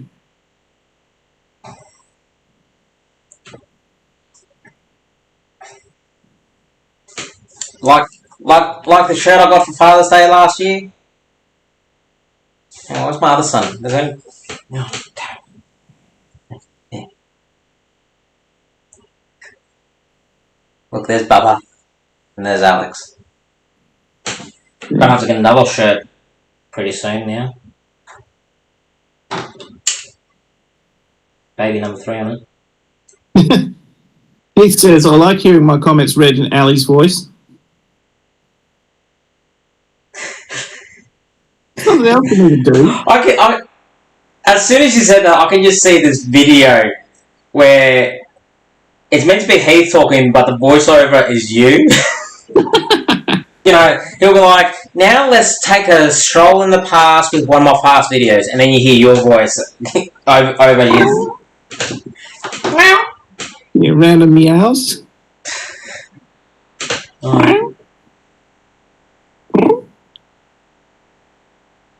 Actually, Ali, you know what's the dumb thing about what Athearn did with these wires between the loco and the tender? That's why I can't find my thing.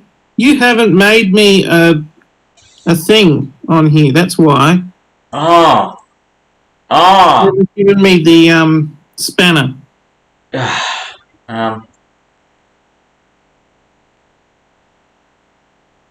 Where is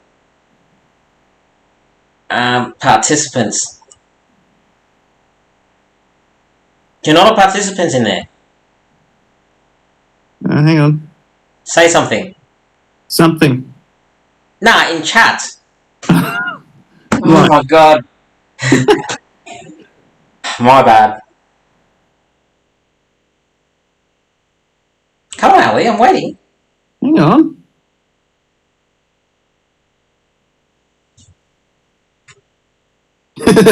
My insults sound better when read in Ali's voice. Your laugh, my god.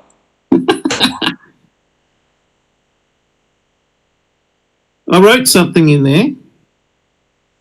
Yeah, and now you're a moderator, so now you can post links. Right, so let's try this again. Maybe that's why it got deleted earlier. Maybe Nightbot deleted it. I'll disable Nightbot if I have to. Hang on. Nice. I'm literally watching chat to see if it'll work or not. I see Ellie's comment, not a mod. There we go. I got the spanner. Oh, that spanner is not a profanity or spamming word. Nightbot. That's a warning I put up recently because that's what Nightbot does. And now Heath can come join us and ruin the show again.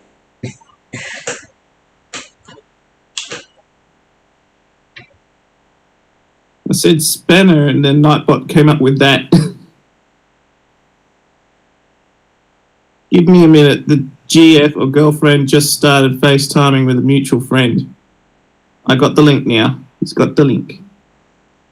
A mutual friend. Yeah, I'm not gonna touch that. Okay. I thought of something dirty. I'm like, nah, that's probably going a bit too far for YouTube. Let's just stick that there so that way I have a reference. Because I need a reference. Trust me, I'm an engineer. I think I'll put this thing right here. So that's that. So now, if I grab this sucker, which normally sits there. What is that? What is that sucker? The back cover of the tender. So what I'm doing is I'm just rearranging the rear LED so it actually faces in the correct position. So that way when I solder it on to the decoder, it actually functions.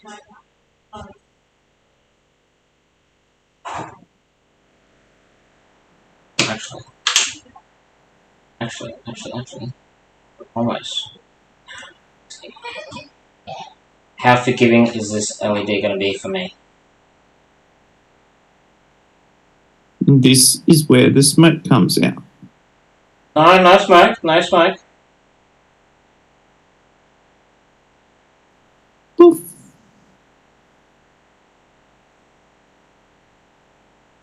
It's funny, I can hear cricket in the background. What, at your house? Yeah, there's a cricket somewhere. When it gets quiet, I can hear it. Okay, there we go. So...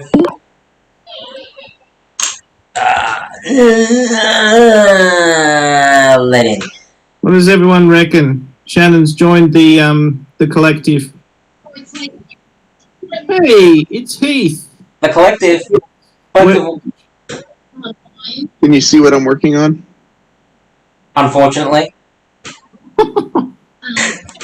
Hey, I'm not gonna blow anything up with my project. What are you? Jeez, that only happened like once in like the last 6 years, and now everyone's hanging me for it. Considering you're a DCC expert. I wouldn't say I'm an expert, but I know my way around. I was gonna say, who calls him a DCC expert? I think he does. Well, is that his? I don't call myself an expert. I just know a lot. I know a little about a lot. What are you doing, Heath? I'm so these are Anderson power pole connectors.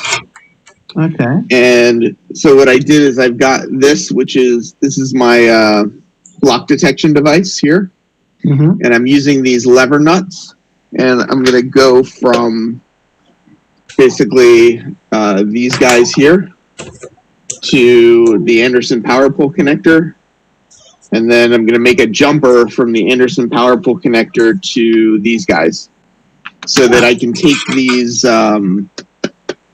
So I can take these little guys, and I can connect them all together and set them up and take them down and reconfigure them and.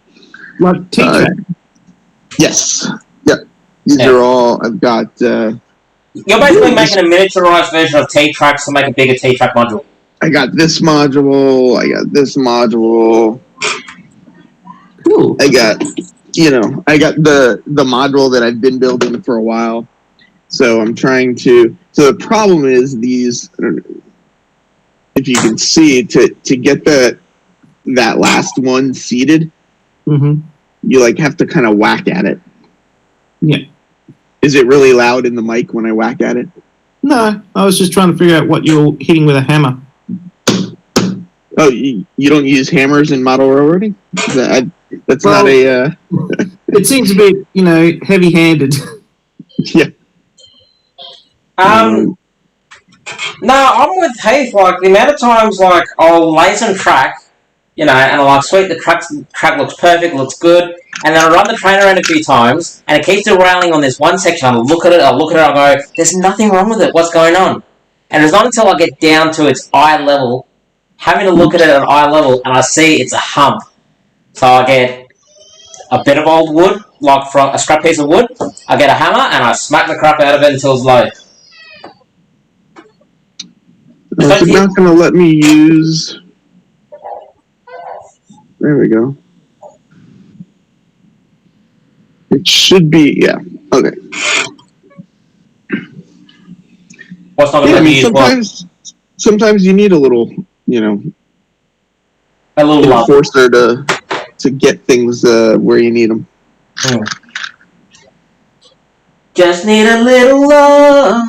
Da-da-da-da-da. Do you guys use Anderson Powerball connectors in Australia? Up until you mentioned them, Heath, I never knew they existed.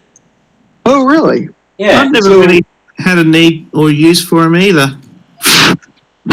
Well, what they are is you've got this little crimp thing. And it's got a little. You can see it's like got a little hook here. Yeah.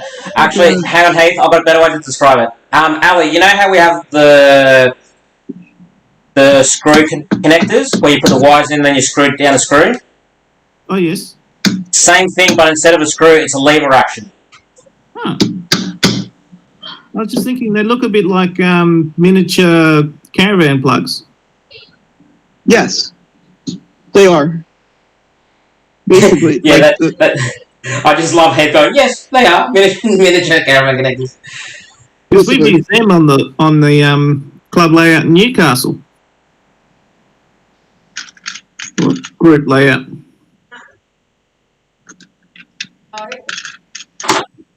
So there you go. So Ali's definitely heard of them. Or at least seen them. So needed to use them.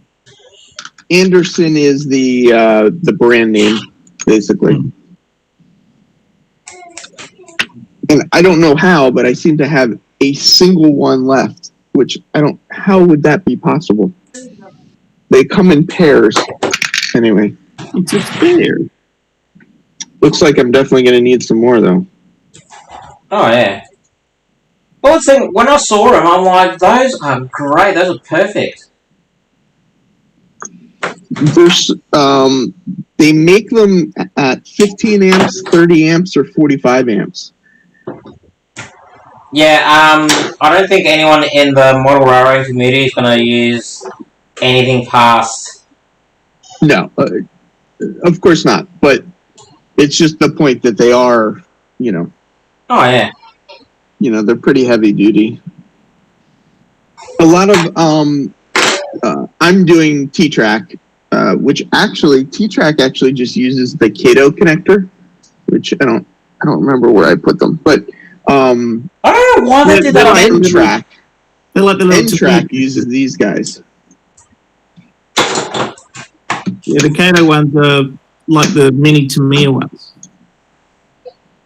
Yeah. Yes, they are. Yep. Yeah. But the problem I have with them is they're not really good for high currents. Correct. And the wires are so thin, at least in the ones that the Kato come with, which is why I went, you know, and I converted very quickly from the thin Kato wires to these, and then I'm going to go 16 gauge out of these for my my runs back to the current sensor. Yep. Okay, In theory, this will all work. Yeah, okay, whilst there's a quiet gap, so I'm just moving away from my decoder reinstall for a second. I'm going to do my plastic repair by using my soldering iron to provide a little bit of heat inside the tender shell, and then I'm going to try and flatten it out with something flat. Why don't you use your propane torch to... Because the lowest setting on this propane torch is like 1,000 degrees. See, if you had a small little hot air gun, you could use that. Yeah. I actually bought my hot air gun isn't like a big, huge one. It's just a little Wagner little guy. Yeah. Actually, one thing I really would love to invest in is have you seen the adjustable temperature soldering irons, which actually has the heat gun as part of the main unit? So you've got the soldering iron on one side of the unit, and then the other side's the heat gun. So in my previous life, aka about 2 years ago, I worked for an LED display manufacturer. So like the big, huge LED displays you see that get set up in, like Singapore or Times Square or wherever. So that's the kind of soldering iron that they use when they're soldering those little tiny LEDs onto the boards by hand. They actually don't use soldering irons. They use those little hot air soldering irons. Yeah. Okay, this is not going to work because I just started applying heat to the plastic and the plastic's shrinking. So it's definitely down the track of replacing it. So, anyway, now that that lesson's learned, back to the decoder install. Let's just fit this shell back on here, just to see how it fits.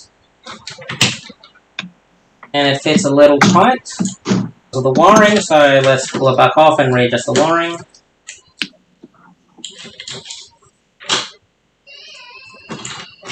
If anyone can't hear, my son is crying in the background. Yep, I can hear him.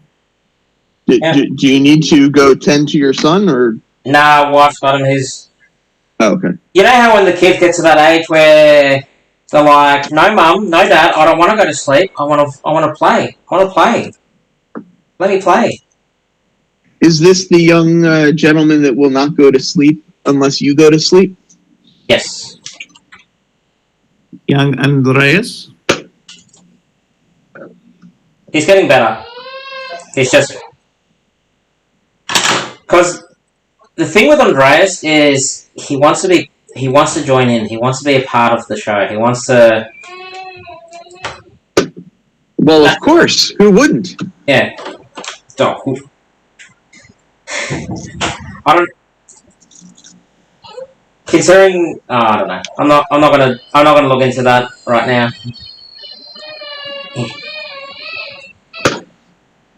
But nah, he's...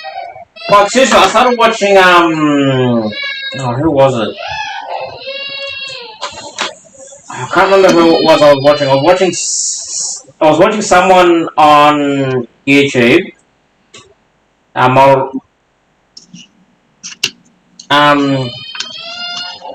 it's the other guy that calls himself Toy Man.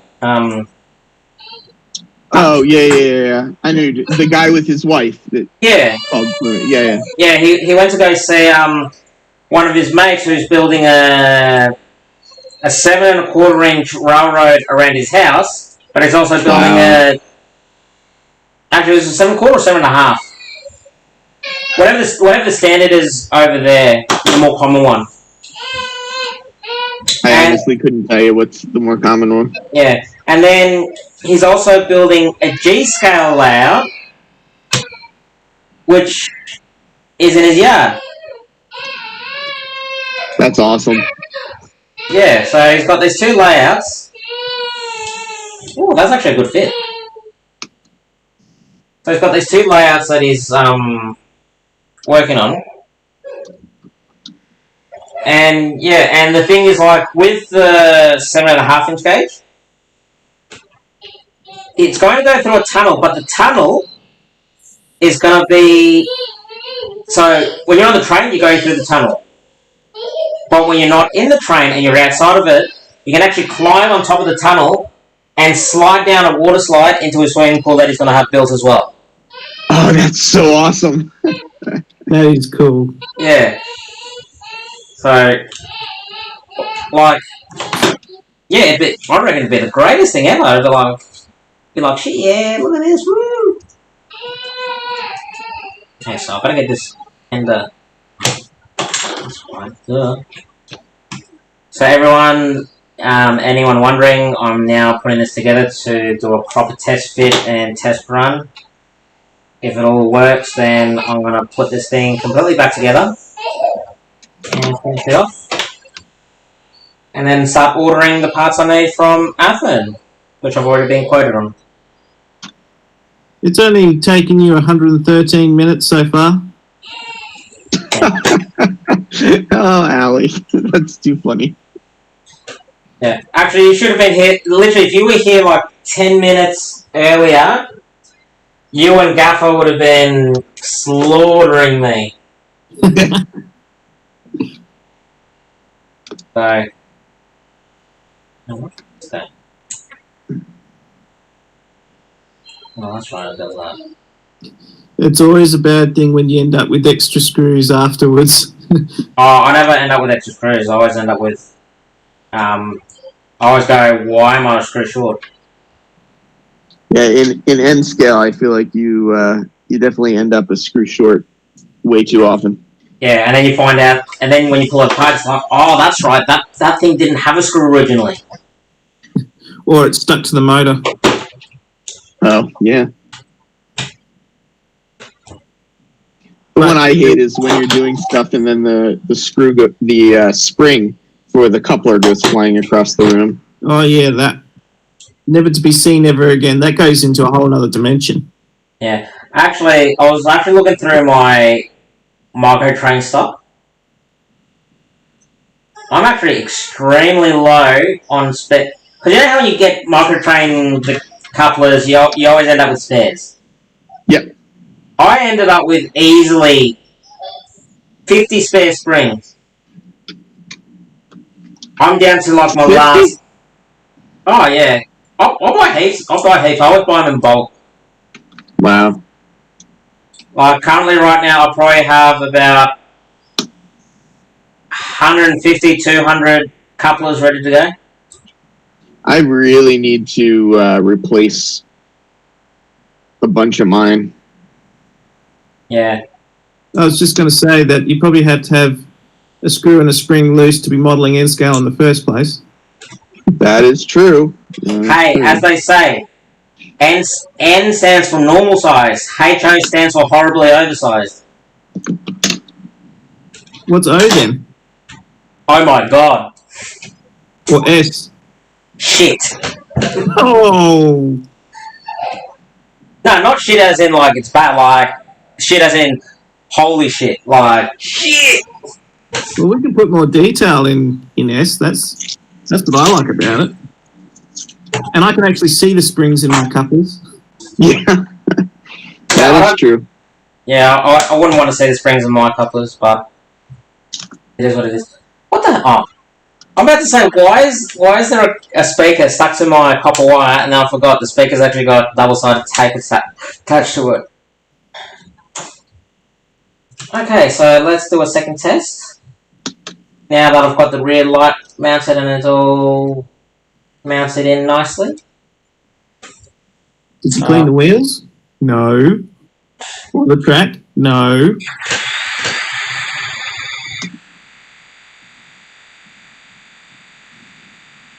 It would help if actually I had the speed controlled. So which decoder did you put in there? An ESU Lock Sound Select V4. Micro. Micro, yeah. It's the last one I've got. And I've got about 8 V5 micros coming from the States. Did you need to modify the shell at all, or no? Because it had the MRC in it previously. No, I had an MRC in it previously. But all I did was... hang on, I've got to change screen. Yeah, you did modify the shell. You broke it. Yeah. Oh, right. You added the bubble. No, I added a bigger bubble. But so... Like this, like as I said, the comments are failed. Like I've got about 4 of these things. I've been pulling them apart, components. But that's the decoder there, the factory one. See in camera? Does it have a keep alive built into it? Is that why the capacitors are there? No, these 4 capacitors here on the side are for the speaker. Really? Yeah, but it does have 3 other capacitors which is connected to the motor drive. But I think the main issue with these decoders that made them bad is they've also got a wireless. They pretty much got an RC car remote control attached to it in the circuit. Really? Yeah, not in the fact that it actually. Well, actually, no. In the fact. So what you do is with the MRC ones, you get a remote with them that looks like this. So you get, and that remote you got the whistle, you got the bell, you can change direction and increase or decrease speed. So instead of using your DCC throttle, you would grab a separate device to control those sounds? No, that device there was solely so you could operate it on DC. Oh, gotcha. So on DC, you can operate the whistle, you can operate the bell, you can increase, decrease the speed, change direction without having to touch the DC controller. Gotcha. Like even if the polarity of the DC layout was reversed, it still would operate in the same direction because the decoder obviously orientated the current accordingly. Right. Yep. But I think because of that part of the circuit, because just looking at it, it's the same kind of design that you actually see in like the $20, $30 RC cars that you buy for your kids at Christmas, and then they destroy them in like 2 months. Yeah, 2 months. Less than that. Yeah. Come on. I'm trying to help the companies out here, right? But anyway, it's that kind of design. So I think what happens over time as they age is, and with the excess heats that the decoders produce, that part of the circuit ends up failing and just starts frying components on the decoder. Oh, those are brilliant, Heath. I've got one of those. Yeah. Love them. I know, aren't these great? Oh yeah, I've got one of those somewhere on the floor. Because I have to strip all these, and then I have to strip all of these. You should have come up with the first one and just said, "This is what I have to strip." But these decoders are very common to fail, and like if it's a sound issue that they're producing, I can actually fix them. But if it comes down to a motor control, it's pretty much toast, because with the motor control, which is what happened to this one, is they overheat, they short circuit, and essentially it sends a backward signal back to the IC and fries the IC. Like the worst one I had to deal with was I was trying to repair it, and it had some functionality, and then after I think I was working on it for half an hour, and I was testing it, and the decoder finally fried where it only had 2 speeds: full throttle or stop. Oops. Yeah. So will you keep that MRC one and use it for something else, or do you just toss it in the trash and move on? Nah, I keep it for the components. So, like, this has got a whole lot of resistors in it that I can use for LEDs. A couple of the S&D capacitors, which are, good for anti-flickering if you want to get rid of that and not put a massive capacitor in there. There's a couple of transistors, but they're hard to decipher what kind of transistor they are. Yeah. Because half the numbers are rubbed off. So yeah, that's what I basically do. I just keep all the large capacitors. I'll keep those if there's enough of the pin on it for me to reuse it. Like, on this MRC decoder, look at this. These are the diodes. Right. I've got 6 diodes, so I can, the S&D diodes, like to give you a comparison, what was... and I'm trying to find something that's universal to metric and imperial people. Oh, here we go. So if you look at my ESU test board, there's the 8-pin plug, and there's the diodes. Yep. And I just reuse them because there's nothing wrong with them. Like if a diode dies, basically it's either nice and clean or it's completely cracked. Well, I was going to say, diodes don't generally just die then, do they? I mean, unless you send way too much current through them, I wouldn't... Yeah, no, that's what I was going to say. Unless you send a mass amount of voltage through them, they generally don't die. Yeah, but how do you... I mean, what are you doing on your model railroad that you're sending so much voltage through your diodes? Well, here's the other thing. Or is that a whole nother conversation? No, not necessarily, because, like, you look at this MRC decoder.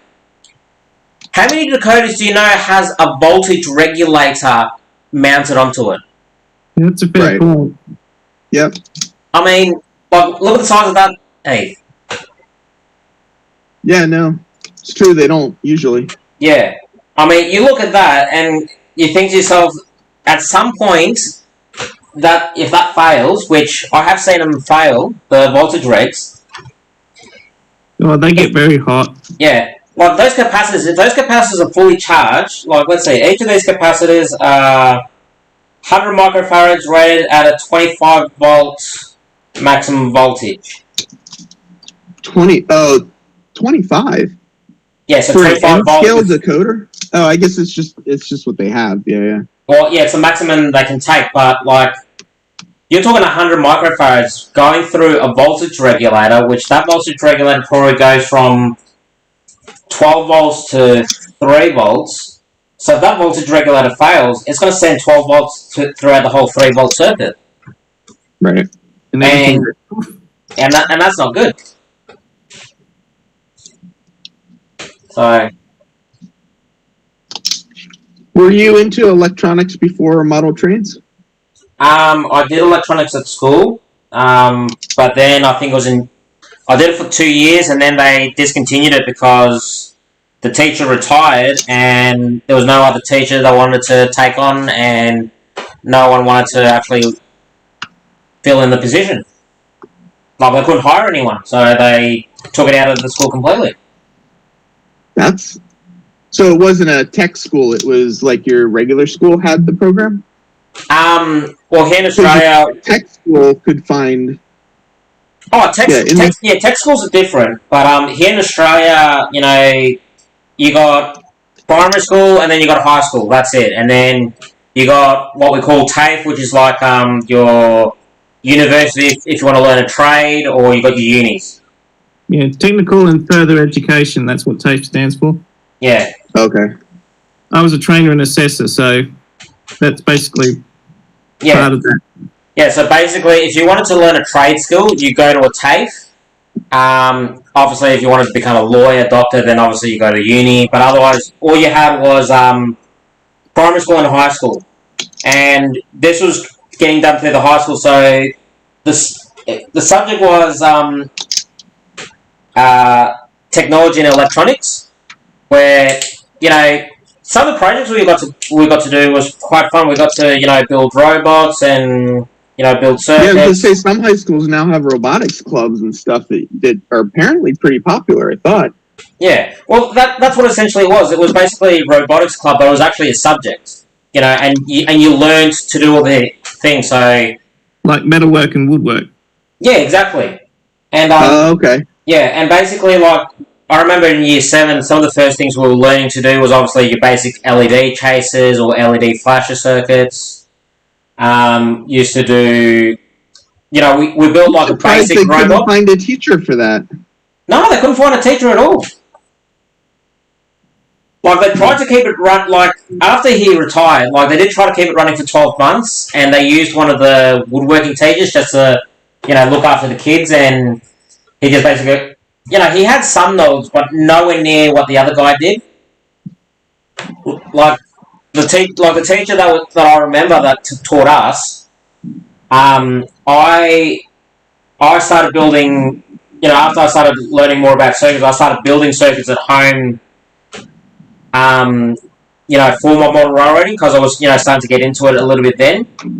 Because my parents were buying me a loco here and there, and so I wanted to make like railroad crossing and signals and stuff. So I started building all the circuits from scratch using diagrams and converting them from a schematic down to a stripboard schematic. And he used to check them over, and like the bottom line, I was basically the nerd in that class. Like when it came to electronics, I just clipped to it. I just clicked. But your high school didn't have any English classes. No, we had English. We had all the subjects. We had English, religion. You just didn't go to the English classes? I am one of 7 or 8 students in my state responsible for bringing the state average down. I'm just giving you a hard time, Shannon. Yeah, but the thing is, there's a lot of truth in that, because at my high school, you do not fail; you just get a bad mark. Oh. I've got an E. I've pretty much got a D- E+ for English. Ali, have you read the description yet on the YouTube video? Jeez, here we go again. Yes, and Gaffer as well. We both already ribbed him for it. Oh, okay. Okay. And this is round 3. Nice. Okay, just checking. Just making sure. I didn't want it to go unnoticed. So yeah, instead of just letting it slide and hopefully no one notices, let's make it front and center. Oh, Jesus. I love my favorite part is that he goes from first person to third person. Yeah, Gaffer pointed that one out too. Yeah, that is definitely my favorite part. Do you know how often I speak about myself in the third person? Oh, it's annoying. Actually, I'm sitting here and enjoying looking at Heath's workbench. He keeps it so neat and tidy and organised. And then you look at mine. You got to realize you are looking at my entire workbench. So, it's if I don't keep it neat and tidy, I'm in trouble. Yeah. Oh, yeah. What I'm working on. Yeah. Where in my case, which I'll show everyone. In my case, oh my god, I've got all these cables. This is my workspace.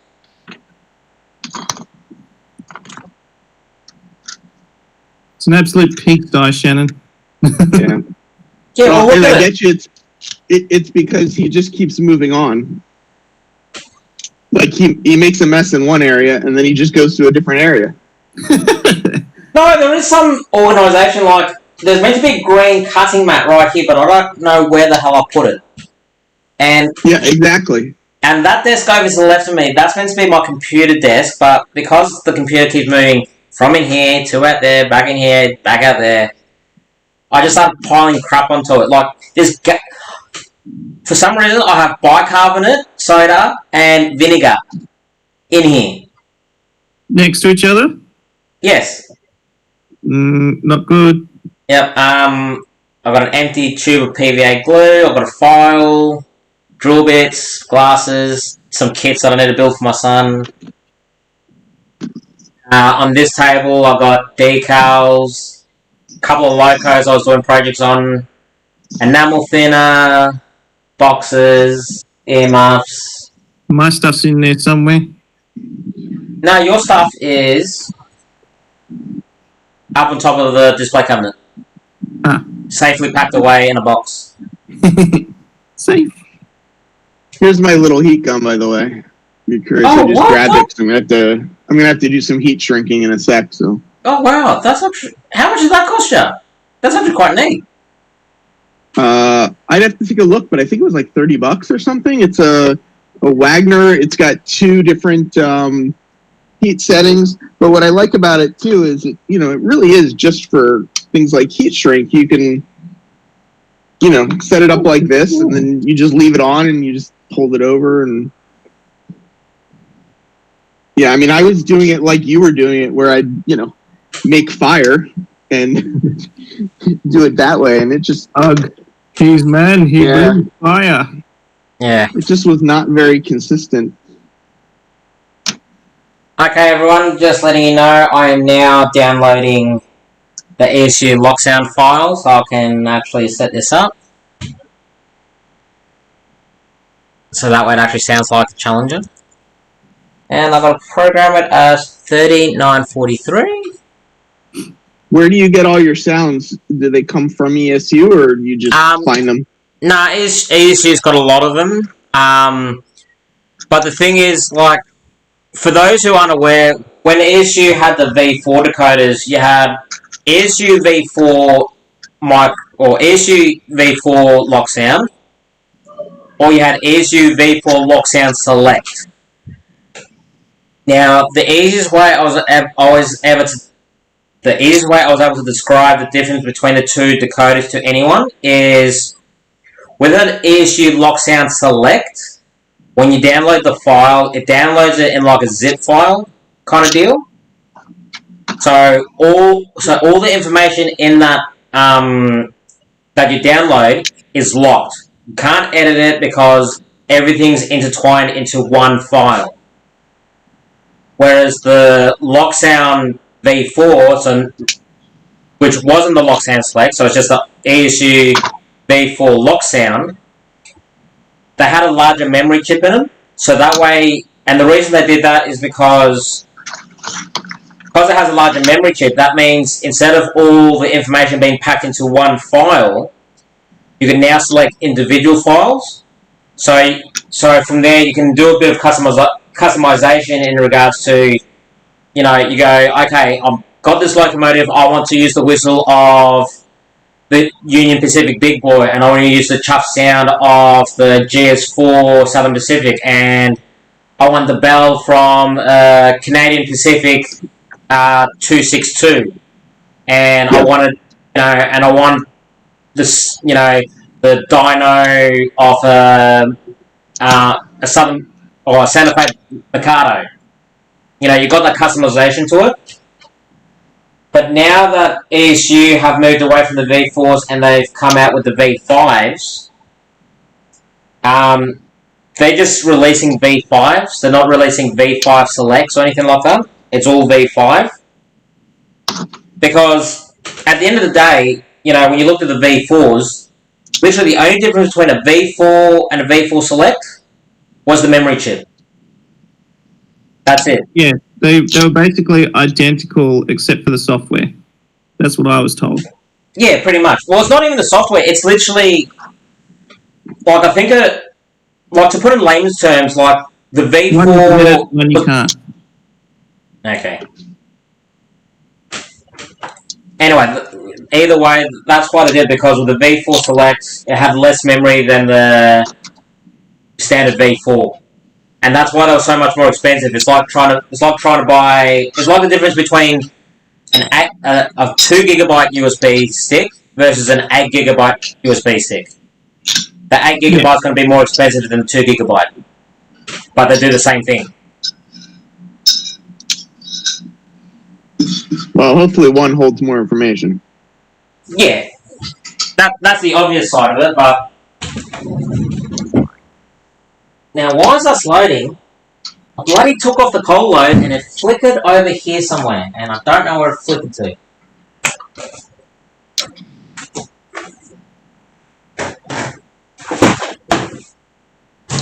Actually, hey, did you see my new glasses? No, I don't believe I did. Oh, I saw like this. What are they called? The thumbnail. I saw you wearing some like weird glasses with like all kinds of weird magnifying glasses and stuff. Yep. Yeah. Is that what you're talking about? Join the collective. Yeah, here you go. So this is them. Shannon has joined the collective. Resistance is futile. So literally, Are those really expensive, or are they? No, I bought this from China. Actually, hang on. I'll tell you exactly what I paid for them. Because the good thing about these is they've got 4 different magnifications. I've got 10 times, 15, 20, and 25. All with the same, all in the same kit? All in the same kit.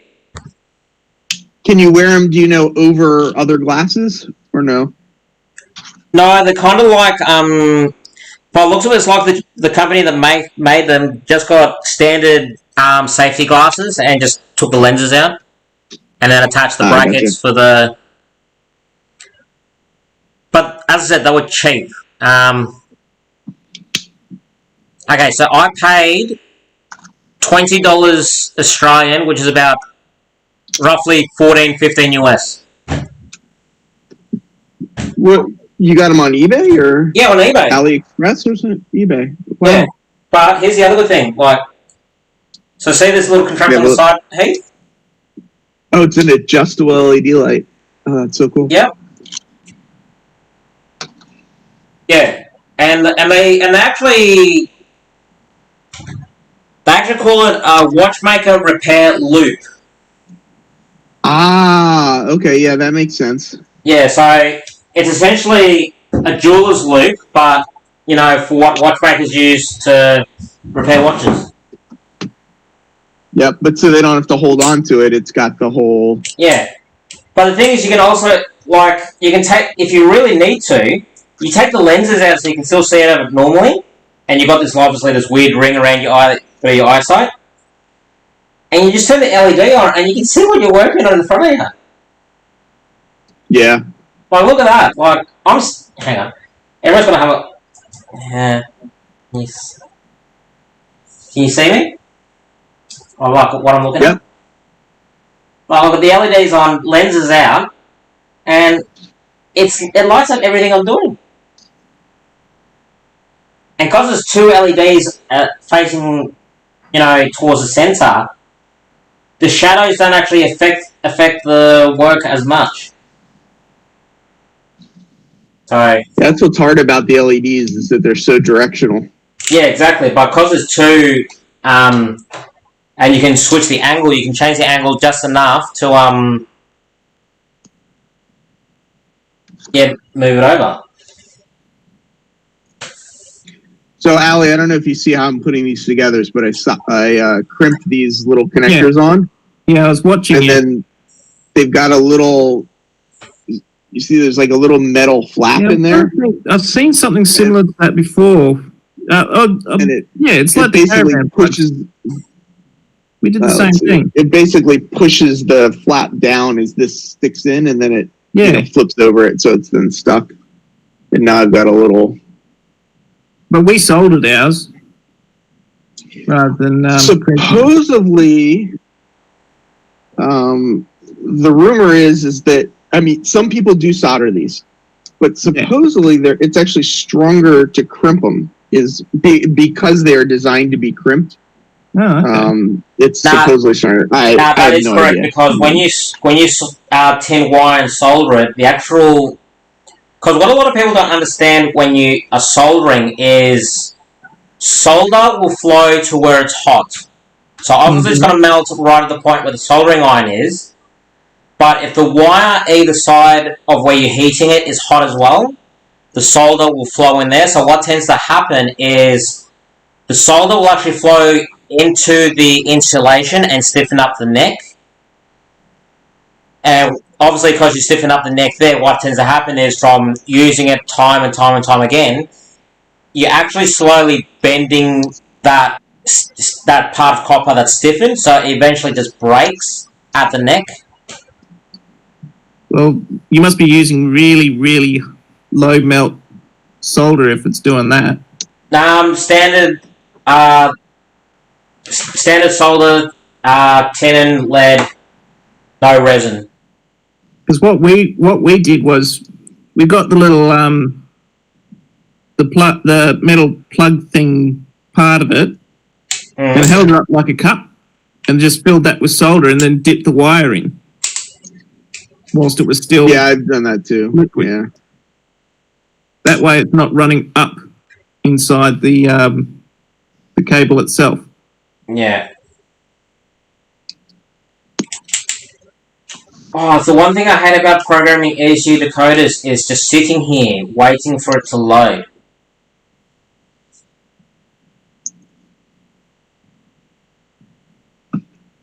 Like literally, I'm looking at my computer and it's probably only done 20%, and I started this like 10 minutes ago. I don't think it was quite 10 minutes ago, Shannon. Yeah, doesn't seem like 10 minutes to me. Oh, 5-10 minutes, whatever. It just takes ages. I hate it. So are those your kids on your shirt or somebody else's kids? Yeah, no, these are my neighbours' kids. Yeah, that's Nice. creepy. Yeah, I'm a bit strange. Like I don't wear photos of my own kids. I wear other people's kids. That just makes you sound like a pedophile. Oh, come on, Ali. I wasn't going to go there. Jesus. I was trying not to, but you just made it worse. Of course they're my kids. Jesus.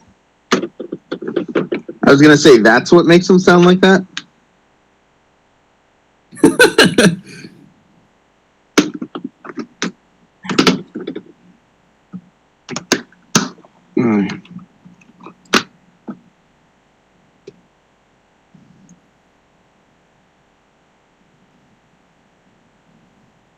I'm just watching you do these, put those plugs together and take them apart again.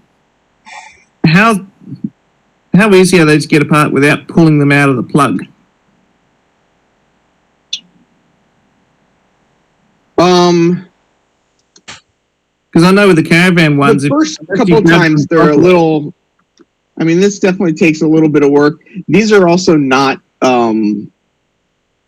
are knockoff Anderson power poles.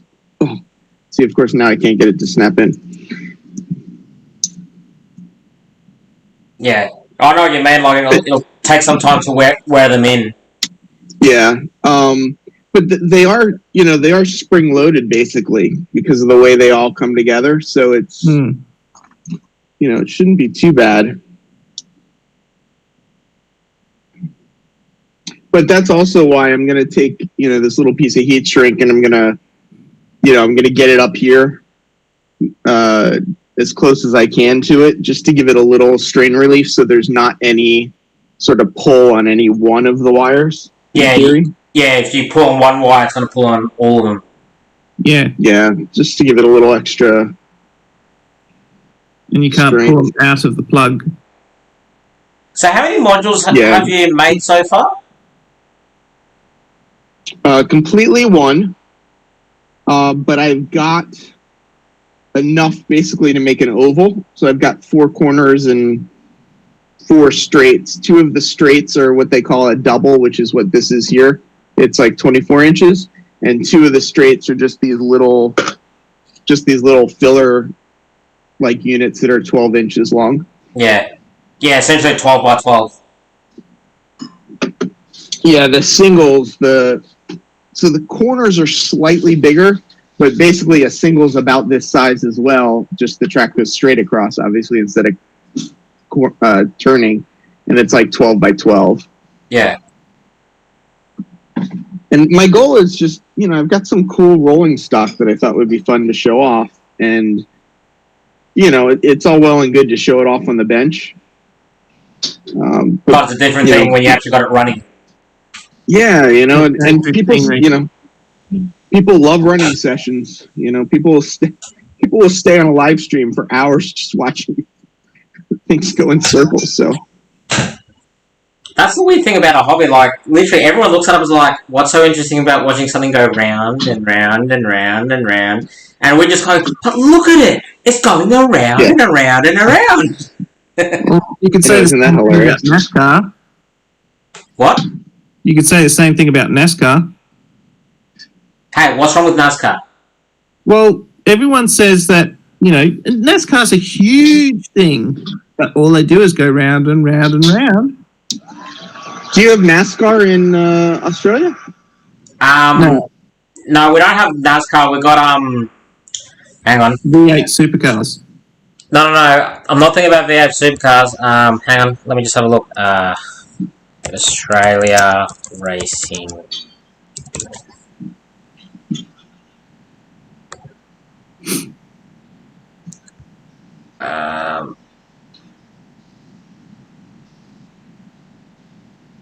Do you know what dirt track racing is? Yeah, of course. We have sprint car racing here is popular, but yeah. Yeah, that's basically our NASCAR version of that. Like, people do... Yeah, but the thing is, like, we went a step further and we kind of made mock-up NASCARs for those same tracks, so... And they're running V8s, those things, so...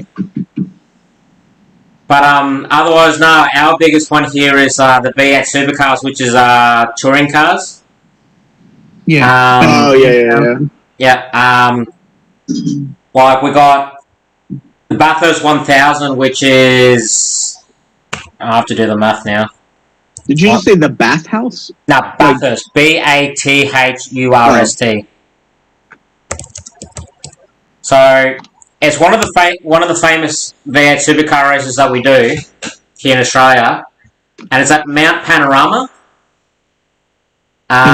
in Bathurst. And basically, the main event is 621 miles of racing. Wow. 1,000 laps. No, not 1,000 laps. It's it ends up like 220 laps.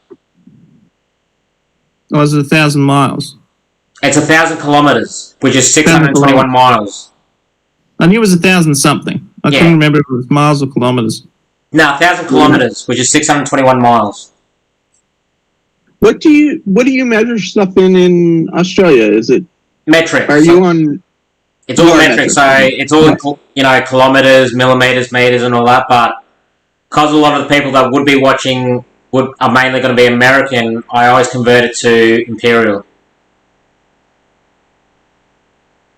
So you guys find that a lot of your audience is either Australian, New Zealand, or American, I'm guessing. Well, a lot of my audience is American. Because because I'm model American, so so when you look up okay. Yeah. Like, I do have a couple of Australian followers on my YouTube channel, but compared to the American audience, it's far between again. Yeah, I mean, I don't have, very few UK or anything people, as well, which I think's kind of interesting. Well, I think it's mainly because of what we actually model. Like, if you actually look at the majority of Australian modelers, people who, have model railroads in Australia, a lot of them actually do model in Australian model railroads. So they're not interested in looking at a video of a big boy or a Challenger or an SD40-2 or anything like that. They want to see the Australian stuff. And but aren't trains trains? Some of the Australians can be a bit patriotic when it comes to model railroading. I was gonna say they can be a little bit like Americans. Yeah, like literally, like like I'll go to an exhibition, right? The two big ones here in Victoria is you got Sandown exhibition and then Caulfield exhibition. Those are the two big ones here in Victoria. Every time I go, I'd like to say I'll probably see about 3 or 4 American layouts. Out of about 50 layouts. Oh, out of 50. Oh, wow. Okay. Yeah. British is pretty big over here too. Yeah. Yeah, pretty much. Yeah, otherwise, so out of 50, 4 of them are American, and then that leaves, 46? So the other 46, 50-50, is either Australian or British. And do you guys have, when I think of Australia, I think of a smaller country. Do you have manufacturers like Hornby and Dapple, and we have, Bachmann and Atlas and Athearn, whatever, or is it? Actually, Ali, you know the brands better than I do. Yep.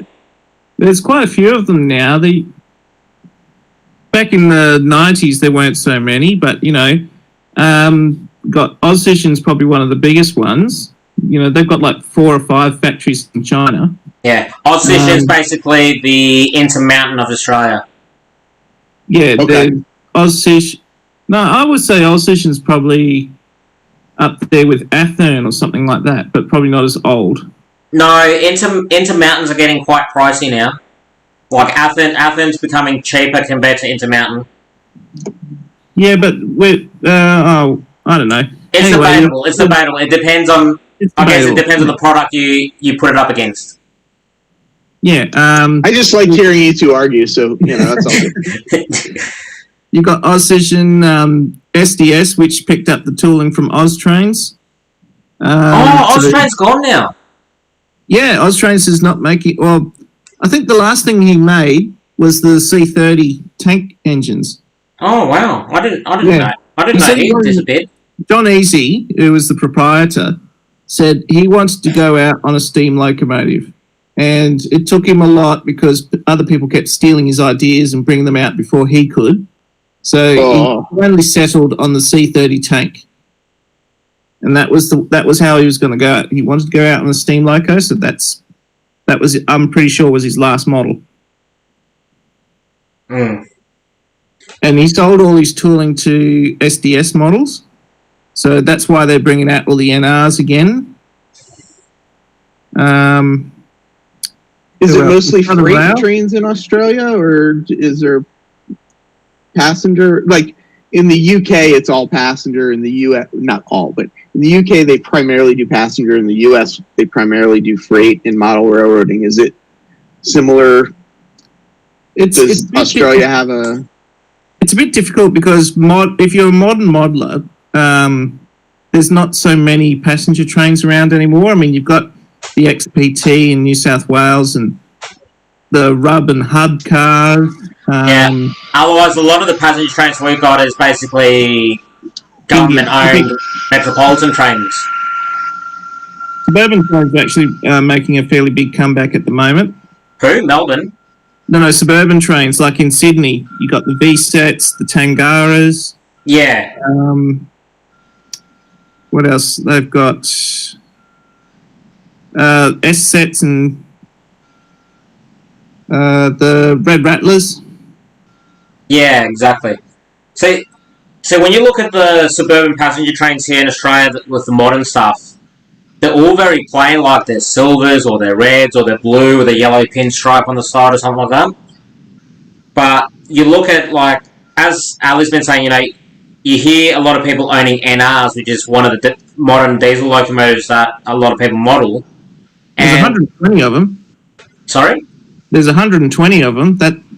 They're the most numerous locomotive in Australia. Yeah, exactly. And most famous because they haul the important trains like the Indian Pacific and the GAN. Yeah, but also on top of that, a lot of the railroads who own the NRs, because the NRs are so, I guess you'd say they're just basically a big, massive moving billboard. Yeah, so they don't as such put advertisement on the side, they paint them up in basically like what the US railroads do for the heritage locomotives. Yeah. So basically, a lot of the majority of the NRs that I've seen have been somehow a heritage locomotive. Like one will be celebrating, the Aborigines. The gang's always changing up their paint scheme, representing Aborigines. I think we're on our third iteration of the GAN now. Yeah. Yeah, when you get a chance, Heath, just look up Australian NR locomotives. Okay. They're basically a -9. That's what they are. They're a C44 -9. That's actually what I was going to ask next, is whether your stuff is more American-like or more... Well, we've got the Australian loading gauge, so they're a little bit smaller, but the internals, like the L class, for example, is basically an SD40, or the NR is a -9. Do you know, was the technology actually shared back and forth, or is it just Well, they're made by the same almost a coincidence? They They are. are. Companies. The NR is a General Electric locomotive. The L class is an EMD locomotive. Yeah. Why are UK trains so different than everybody else's? That's what because they have a very restrictive loading gauge, much more than Australia. And they've got their own manufacturers, where we used to get a lot of the British manufacturing over here, but now I think we're getting a lot of the American stuff. Yep, Like that's exactly it. Yeah, like Ali will tell you, what is it? We essentially got a couple of SD70s, don't we? Well, the GT46, which is like the SCTs, the LDPs, all of them are basically an SD70 Ace. Yeah, but instead of they run a smaller motor. They don't run the big massive motor. They run a slightly smaller. No, they're still 4,300 horsepower motors. Oh, really? Yeah. Oh, yeah, I thought they ran a slightly smaller motor. They're exactly the same engine, 100% exactly the same engine. It's just that they fit in a tighter frame. Okay, there you go. That's why they got the flared radiators at the back. Yes, that's right. Yeah, they look real funny. Yeah. I do remember that now. Like I looked, it's like that looks like an SD70, but it's not an SD70. What is this? Well, it is actually an SD70. It's just an Australian SD70. Yeah, exactly. The Q class and the FQs and the lone V class were basically SD70s, the DC version before they came out with the Ace. Yeah. Anyway, back to what we were saying. What we were originally talking about, which was brand. So we have Aussition. Is it Overland models? Who? I've heard of Overland before. I didn't realize they were Australian. Oh shit! There's an American Overland. No, hang on. I might not be thinking. Hang on. Who's the guy that does the bloody Eureka models? That's what I'm thinking. Oh, Eureka. Yes. They do all the New South Wales steam locos. Yeah. So you got Eureka. You got you know the brands better than I do. There's Trainorama. Yeah, Trainorama. Go for Shannon, models. how did you and Ali meet? Facebook. Yeah, Facebook. Oh, really? I started to do a bit of a business venture, trying to install decoders, painting, kit building for other modelers who didn't have the time. And Ali is still one of my customers because how long have I had those kits for? It's got to be what? 2 years, maybe? Yeah. 2 years. I'm a very patient person. Yeah. Are you holding him hostage or? Nah, He's holding me hostage. Yeah, it's not that. Like I sent 3 of them. Like I finished 3 of them. I sent them to Ali. But what was happening is we were having issues with them navigating tight radius curves because of how it's designed. And the couple of height. Yeah, and the couple of height, but it wasn't until after the fact you told me you running HO height, not S-scale height, so I was like, oh, that makes sense now. I didn't realise that you were building them to the S-scale height. Yeah. Well, that's the thing, I didn't realise you could have the difference between the S-scale and HO. Like, I knew, obviously, HO and S-scales are different heights, but I thought because you were building all S-scale locomotives, you had them at the S-scale height, not the HO height. Well, that's what they did with the diesel, but when we started doing the Australian stuff in S-scale, for some reason they decided to stick with the HO height, probably because they were using HO mechanisms. Yeah, they were just too lazy. I was like, no, we can't be bothered moving it up. We'll just leave it. There's too much kit bashing. And this is what your club is doing, Ali? That's what you're saying about the... Yeah, well, they sort of started it as a group from the club. So they were all in the same club, but, they sort of split. They're a group within the club. And then it just sort of grew. Now we're the biggest group in the club. There's about 60 of us, I've heard, at one stage. And S-Scale's all over Australia. We've got people in... Queensland, I think, would be the next biggest group because it's the same gauge over there, but tighter loading gauge, so their locos are smaller. Here in the US, clubs are having a hard time getting members. Really? Yeah.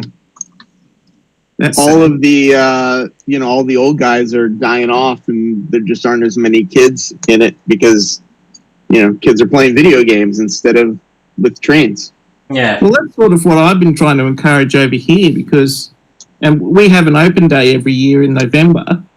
So I always try to encourage young people to join the hobby. But the problem is, if you want to get to some of the stuff that we do, it's not really a kid's hobby because it's taken years of skill and practice to get to where we are. Yeah.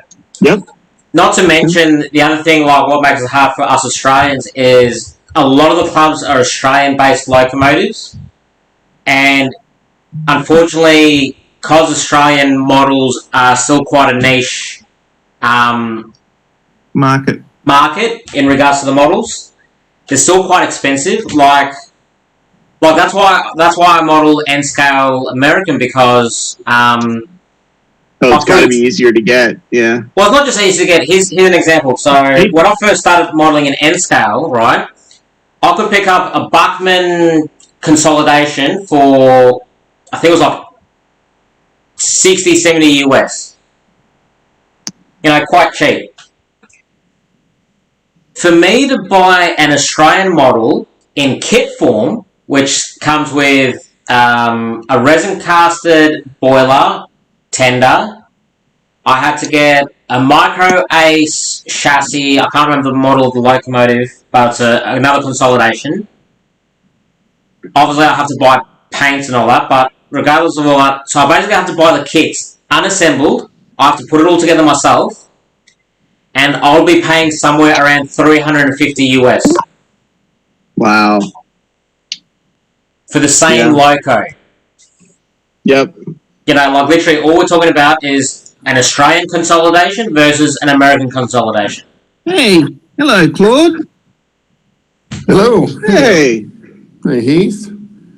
How's it going? Shannon looks like a RoboCop. Oh, and sorry, I've been ignoring chat. Train Freak has just said hello to everybody as well. Hello, Train Freak. Oh, Jason. Hey, Jason. Yeah. And you've got 6 people watching now. Yeah. So that's the problem with the Australian models here. An N scale is still very, very niche. As opposed to HO, there's a lot of ready to run HO. Yeah, very well. To give it, actually, I wouldn't say very niche. I'd say N scale Australian is still very young. Really, N scale Australian only picked up in the last 3-4 years, I reckon. 3-4 years, more than 3 or 4 years ago, you could maybe pick up 1 or 2 different diesel models. That's it, and maybe a handful of rolling stock. And 9 times out of 10, they were using American chassis with Australian bodies on them. Yeah, pretty much. Yeah, that makes sense. True Australian. That makes sense. Yeah, whereas and I remember 10 years ago, I'd go into a hobby shop where they specialise with Australian models, and all the cheap stuff was all the 1980s Lima locomotives that had the boilers converted and tenders converted to look Australian, and they were still fetching a couple of $100 Australian dollars, but otherwise all the stuff that everyone else wanted that was a proper representation of the loco instead of being these kit bash ones were all brass. So unless you had $1,000 models. Yeah, unless you had $1,000 in your pocket, you weren't getting into Australian models. Is Australian mostly steam? But I mean, I know the modern stuff is diesel in real world, but it sounds like everything you're talking about is all steam locos. A lot of people like the steam because, oh jeez, Ray Bobo's joining too. Uh-oh. Uh-oh. This chat just went downhill. G'day, Ray. Oh, God. Well, yeah, a lot of people like to model the steam locomotive because we have a large heritage for the steam locomotives. You go anywhere in Australia, there's actually a lot of steam. where my mum lives only 20 minutes down the road from where I am, and before this whole pandemic bullcrap, Showstopper. yeah, I used to watch the steam train run every Sunday. You know, and they run steam train excursions out of Melbourne, all over Victoria, which was with Steam Rail Victoria. Who are the ones down in WA, Ali? You know, Hotham Valley used to do mainline until it got too costly. The problem was insurance shot up through the roof, and because the railway line's now privately owned, they're on a 100-year lease with. Oh, they keep changing the name. They're now called ARC Infrastructure. They were originally Westnet and then Brookfield, and now they're ARC. And and it was just too costly for them to go out on the main line. So now they just run up and down their branch. There's a couple others, like there was the Pemberton Tramway Company, but again got too costly. Yeah. Who else is there? You got Puff and Billy here in Victoria. You got Diamond Creek Miniature Railway, which runs a lot of steam. Thelmy. I mean, we love our steam in the U.S. too, but it just seems like in modeling, it's not. I mean, there are steam heads, but you know, in modeling, it's just not as large as it seems to be in Australia. Oh, that's the thing. Every time I go to an exhibition, it's basically everyone's modelling around 1940s to around 1970s. So it's because of the steam transition. Yeah. You can run the transition area is very popular because you can run those. Well, a lot of our steam locomotives didn't get decommissioned until mid to late 70s. Mm-hmm. And then, you know, so basically steam ran all the way up until, say, 1978. I think it was the latest one or something like that. And then the Maitland Railway, I think, went to 1980s. Yeah. Early 80s. Yeah, so, you know, we're running steam till roughly around the 1980s, but then, you know, all these people who wanted to preserve the steam locomotives started up 5-6 years later. Well, You know, so a lot of the steam locomotives were still around. They hadn't started getting scrapped yet. You know, they were still trying to figure out, you know, okay, which one are we scrapping next, this and that, da-da-da. And yeah, we've got steam engines everywhere in Australia. Only downside even some of our excursion trains. I know I was just looking at Jim Thorpe in Pennsylvania, which is I think it's a 70-minute excursion train trip out and back. They're now diesel. They're running a diesel locomotive, not even steam. Yeah, I think the only one around here that still does is Strasbourg and Steamtown, obviously, but Ivy Land in New Hope is, I believe, still at steam.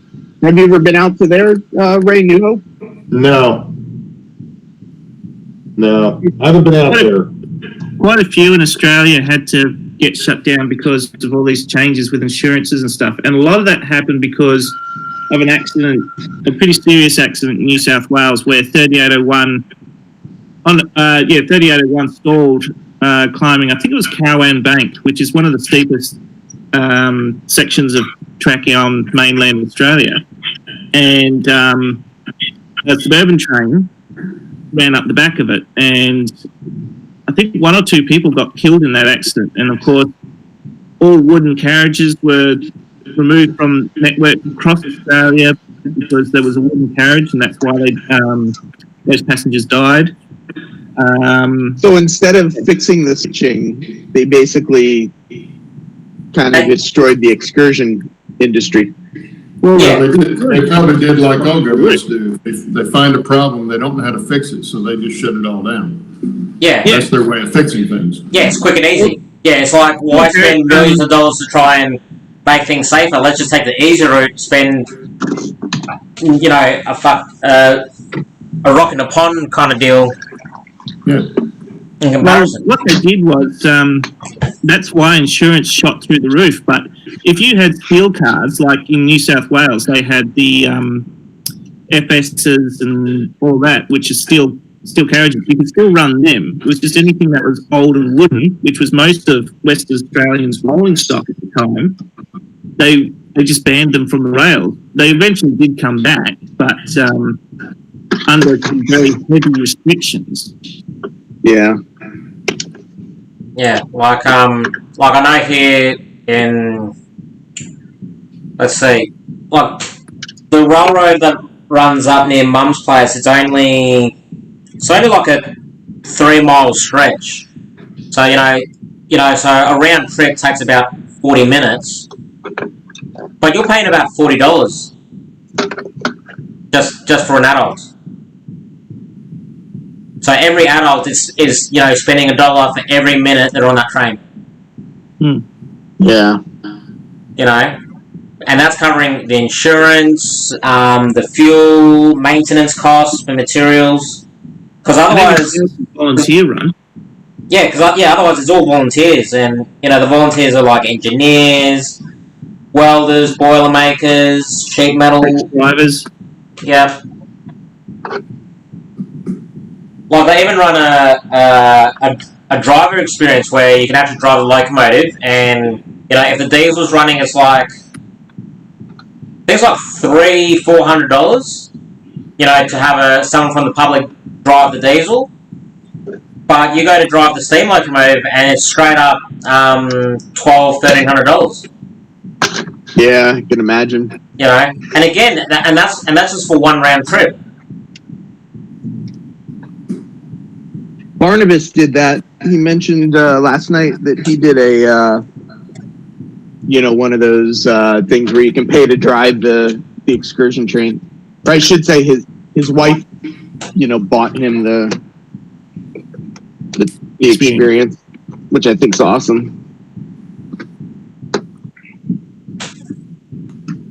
They've still got, I believe Bellarine is still running in Victoria as well, which is, they got a large collection of narrow gauge Australian locomotives from Tasmania, Western Australia, Queensland, all over the place. Yeah, there's also another broad gauge railway opening up near Ballarat, from memory. Yeah, there's Goldfields one, which is up in Castlemaine. Yeah, I think so, but there's also... I can never remember the other one. All I remember is in the name of it, it's got... now I can't even remember. It's got like, I don't want to say hot tub. It's not a hot tub. Jeez. Not sauna. Day spa or something like that. It's like the day spa something railway or something railway day spa. Jason, how much were the tickets? Jason just posted that there's a dinner train in Branson, Missouri, still, but says it's expensive.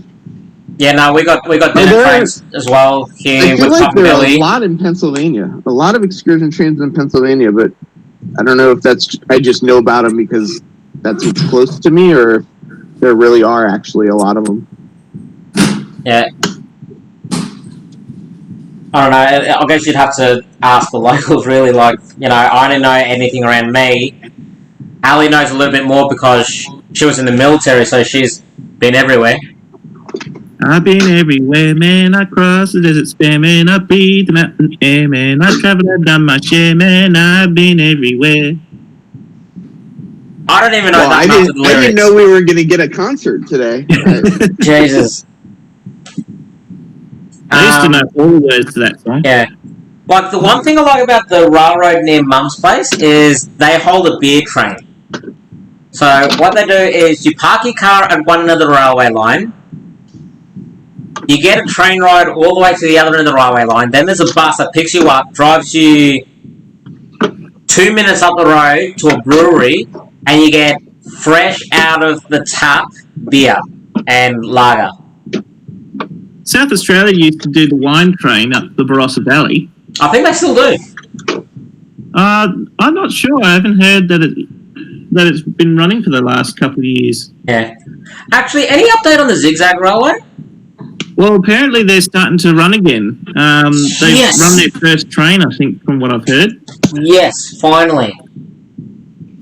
I did the zigzag back when they restored that big AC16 282. That was fantastic. That was a fantastic trip.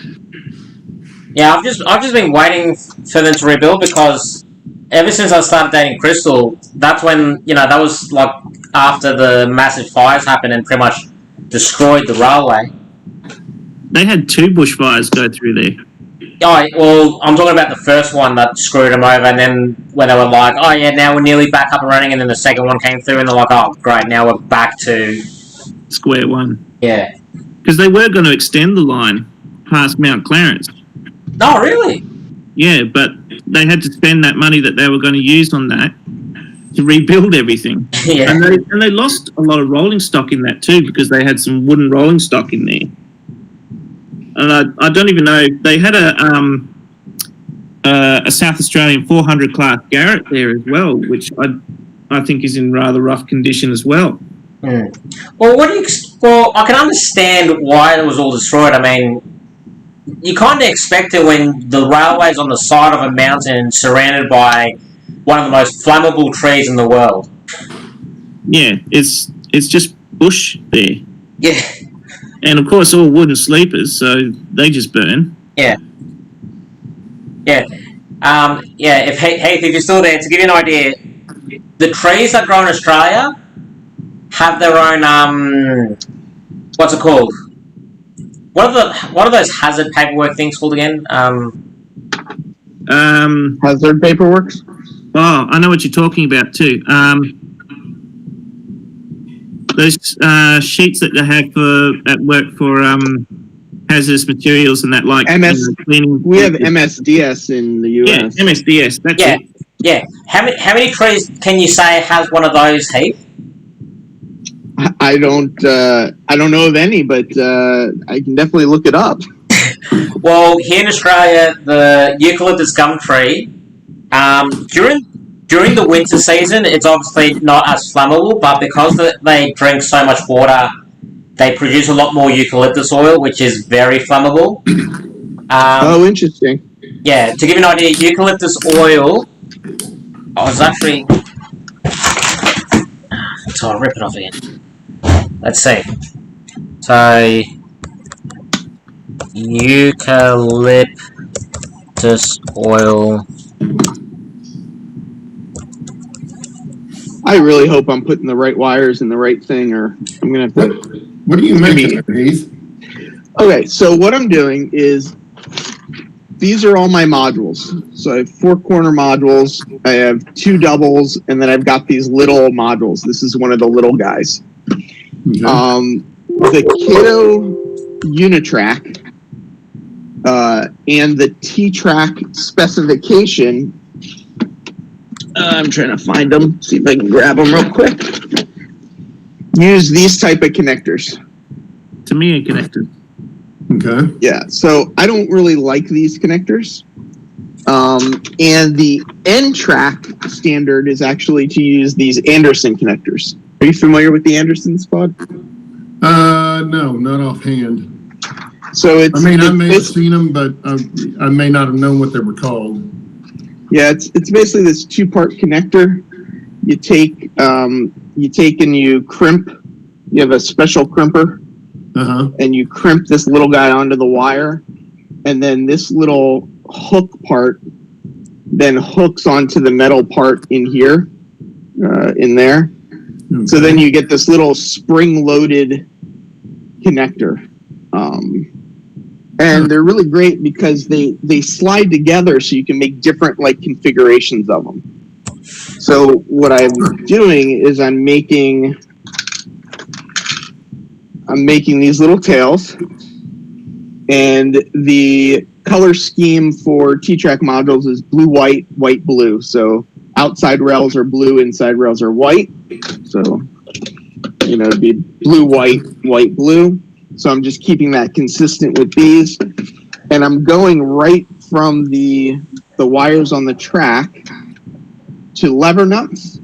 And then I'm going lever nuts to these Anderson connectors. And then I'm going to make jumpers, I've got this pile of wire here that's already cut 6 foot length jumpers. To go back to this, this is a current sensing detection device for DCC, and I'm going to use these lever nuts. So basically, each one of these modules will be its own block, to use the DC term. So I'll be able to tell where each train is. And the reason I'm doing it this way is my idea is that, like on this module that I built already, I've got a bunch of lighting and stuff in it. And I'd really like to use like the block detection to, when the like train pulls in and stuff, that it can kind of self-animate each of the modules. But the idea also of using these, like why the Anderson connectors, is because I could set up, let's say, just the 4 corner modules and make the layout. Or I could set up, you know, the 4 corner modules and like these 2 little guys. Or I could, you know, reconfigure it. Because it's all going to be the Anderson connectors, you know, it's just, you know, you take a section, plug it into the jumper, and just go right back to the current sensing device, and bam, you've got yourself a layout. But I'm also using these lever nuts because should I ever choose to take these to a club event, I want to be able to throw those Cato connectors back on pretty quickly. And these lever nuts go from 28 gauge wire to 12 gauge wire. You know, like I have, you know, I had this one set up the other day where, so these are through, right? So this is, you know, 1 in, 1 out, 1 in, 1 out. So 2 in, 2 out. I've got some 3 in, 3 outs. But then they also make these blocks where basically they're just, you know, bus bars. So I could take, instead of using a wire nut, I can take and stick a 12 gauge wire in the, you know, in the one hole. 12 gauge is a little hard to get in, but, you know, you can take, you know, 16, let's say, this is 16 in the one, and 22 in the other, and you're kind of wire nutting them together, but this gives you a really great connection between the different gauge wires. And if I need to change something, it's really easy to just pop it open and swap the wire out. So that's the goal.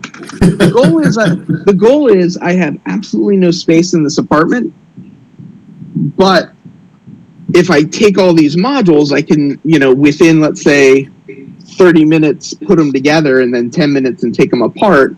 Well, then I can actually run trains if I want. Yeah. So that's kind of... asking you a question there, Heath. He's asking if you've got the 2 whites in the middle and the 2 blues on the outside, how do you work in a crossover? Because wouldn't that make them short? It would. So back in the day, when this standard was created, it was created for DC. The standard really has not been updated for DCC. But what they do is, if you want to run it in DCC, the layout coordinator knows that the inside rail is blue-white and the outside rail is white-blue. So when he hooks it up to the DCC system on his end, he swaps one of the sets of wires. Okay. Simple. So I got to go back to work, folks. I'll catch you all later. See you later. All right. See you, Ray. Oh, Ray? Oh, see you later, Ray. Sorry. Yeah, so Jason, yes, it's a known issue. The double Cato crossover is actually this long, and I thought about making one of these, the double crossover, but the wiring for it and everything is just so unbelievably complicated that I just kind of said, forget about it. I might still do it. I might still make one of these that's a double crossover, but I'm a little bit of the mindset that I'm just going to wire mine for DCC, and, you know, it'll be what it'll be. Yeah. But I'll probably do the flip on this side if I need to. This here is my 2 feeds coming in, my my left track and my right track. Or outside track is the top, inside track's the bottom. So I can just switch, I can switch the wires here. Yeah. Now back to what I was saying a little bit earlier with our eucalyptus trees with the zigzag railway. So eucalyptus oil boils at 348 degrees Fahrenheit. But once it starts boiling and the eucalyptus oil starts to become a gas, the flash point of the gas is 120 degrees Fahrenheit. Oh, wow. So once a fire starts, like the main firefighting, the main way we fight our bushfires in Australia is we just backburn it. So if there's a big massive bushfire, we just try and get ahead of it and we try and burn the fire in the other direction and hope that it doesn't spread. But half the problem with our wildlife is we have a bird. We have a bird that the way it hunts... We have birds too. Well, this bird in particular actually causes bushfires. Oh. So what it does is it'll pick up a burning ember from where there was a bushfire, right? It'll pick up a burning ember, fly to a field where there's a lot of tall grass, drop the burning ember into the grass to set the grass on fire, and then whilst the grass burns, all the little critters that were living in the grass will obviously scatter away from the grass. Yep. And once those little critters start scattering, the bird comes in, swoops, takes it, and flies off. And then next minute, you've got another bushfire started somewhere else. Well, that's really smart. Hello! Oh, yeah. It is very smart, but, like, it's not good for us, and... Who said hello? You know, like our bushfires, Sound like Allie. It is Allie. Yeah. I don't see you. I see Claude, I see Heath, I see Shannon. I don't see, oh, there you are. You're hidden behind me. Yeah. Yeah. Like, the last bushfires we had in summer, like, they always talk about how much energy fire produces and whatnot. Our bushfires, our bushfires were creating their own weather systems. Mm-hmm. Wow. Firestorms. Yep. Mm-hmm. Like, literally, that's how big and how intense the heat was. They were creating their own weather systems, and they estimated that the fires were producing about 33 kilowatts of energy an hour. I think you can harness that. So our bushfires, if we could harness that energy, that could probably power Australia for what? A few days? Yeah, you could definitely do it. A large city. Oh yeah.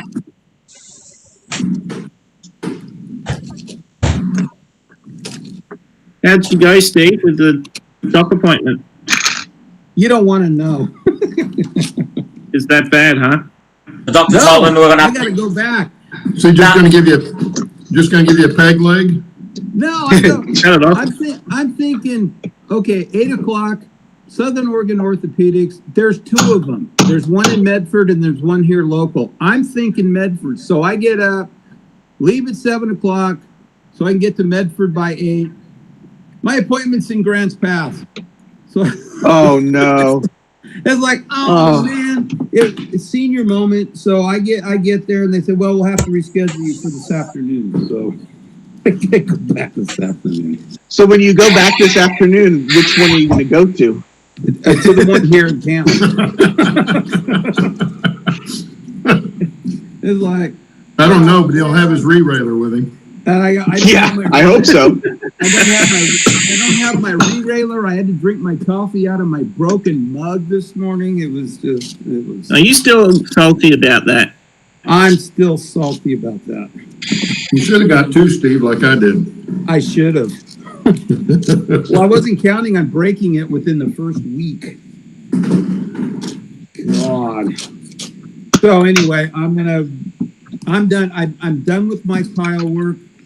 All I got to do now is woodworking for trim and things like that, and I'm not going to do that for a few days. I'm just going to take today off and make another turnout. So that's There you go. Are you going to make another left turnout? I think I'll do a right one. He'll intend to do a right one, but he'll end up with a left one. I will try. Yeah, exactly. You know how that is. Oh, And then I I've go done by it. Harbor Freight to get a 1-inch belt sander, and they don't have any. So it's like, shit. Oh, Jesus. Yeah, I've done that many times, Steve. Intend to build one hand and end up building the other side. Didn't even pay attention until I pulled it out of the jig and it's all made. It's all Like, done. crap, I didn't need that one.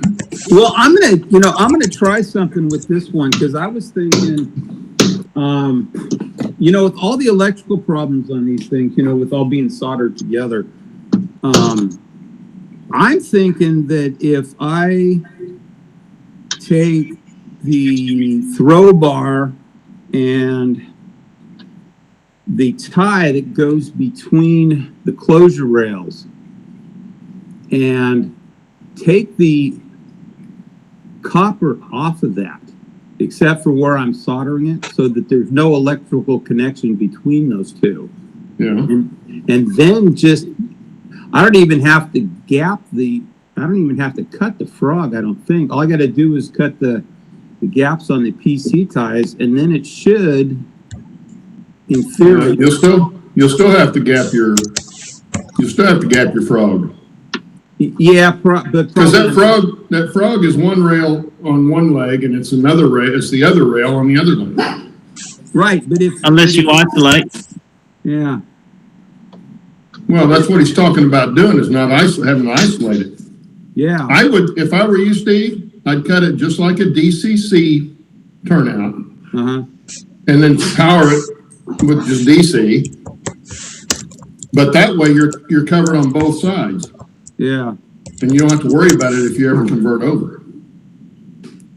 Yeah, it's going to be interesting. That's one way to put it. If you're going to use those little slide switches, you power the frog that way. So you cut the frog, isolate the frog and run a wire from it back to your switch. And then it'll power whichever leg you're flipped on. Well, I'm thinking actually that was my thought.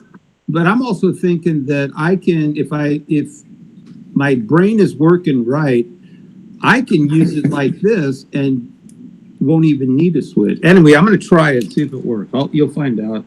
Yep. He doesn't run DCC. I forgot about that. Yeah. No, he's running DC, but we were trying to get him a way to power the frog. Right.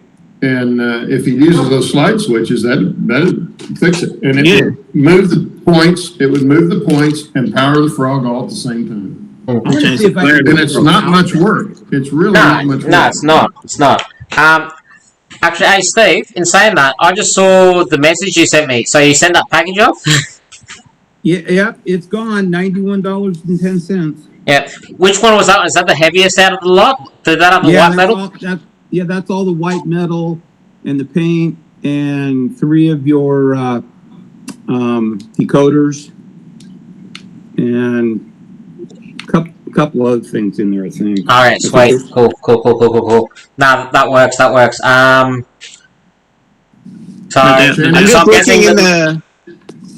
I'm just looking in the chat. I don't know if you guys saw Train Freaks in line of that hurricane or whatever it is that's coming into the U.S. Laura.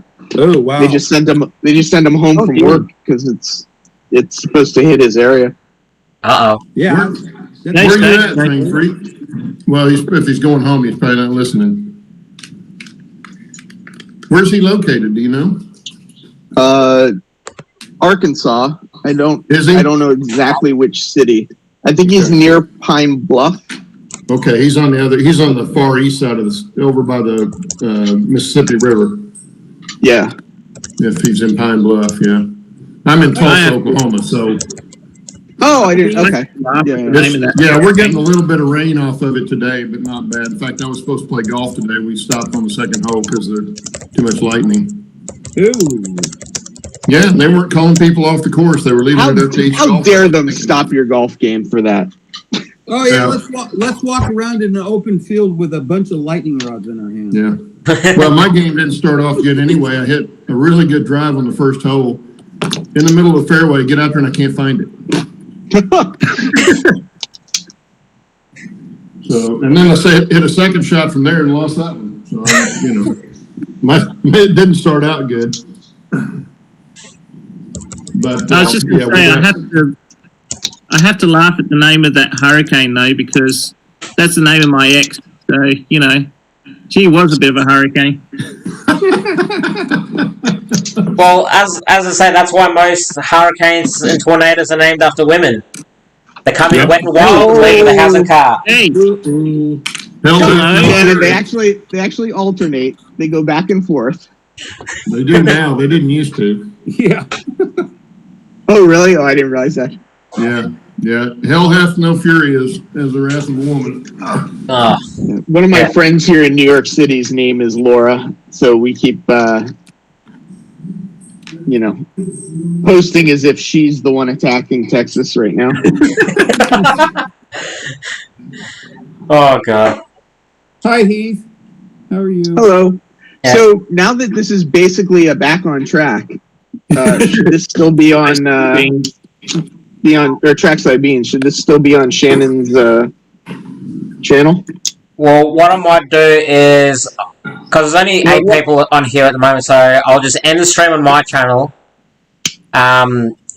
stop the signal from the software, and then I'll just move over to the Back on Track channel and just start it up there again. Okay. Right. We don't have to move. We were sidetracked Sunday. Because we had Heath and we had Ray. And Jason was in chat. And Jason was in chat, yes. And John was in chat too. Oh yeah, John was there for a while. We had the whole gang. We're trying to take over. Yeah. Give us 2 seconds. Let me just sort this out. Anyone who is watching the show out of those 8 viewers, jump over to the Back on Track channel. I'm moving it over there. Alright.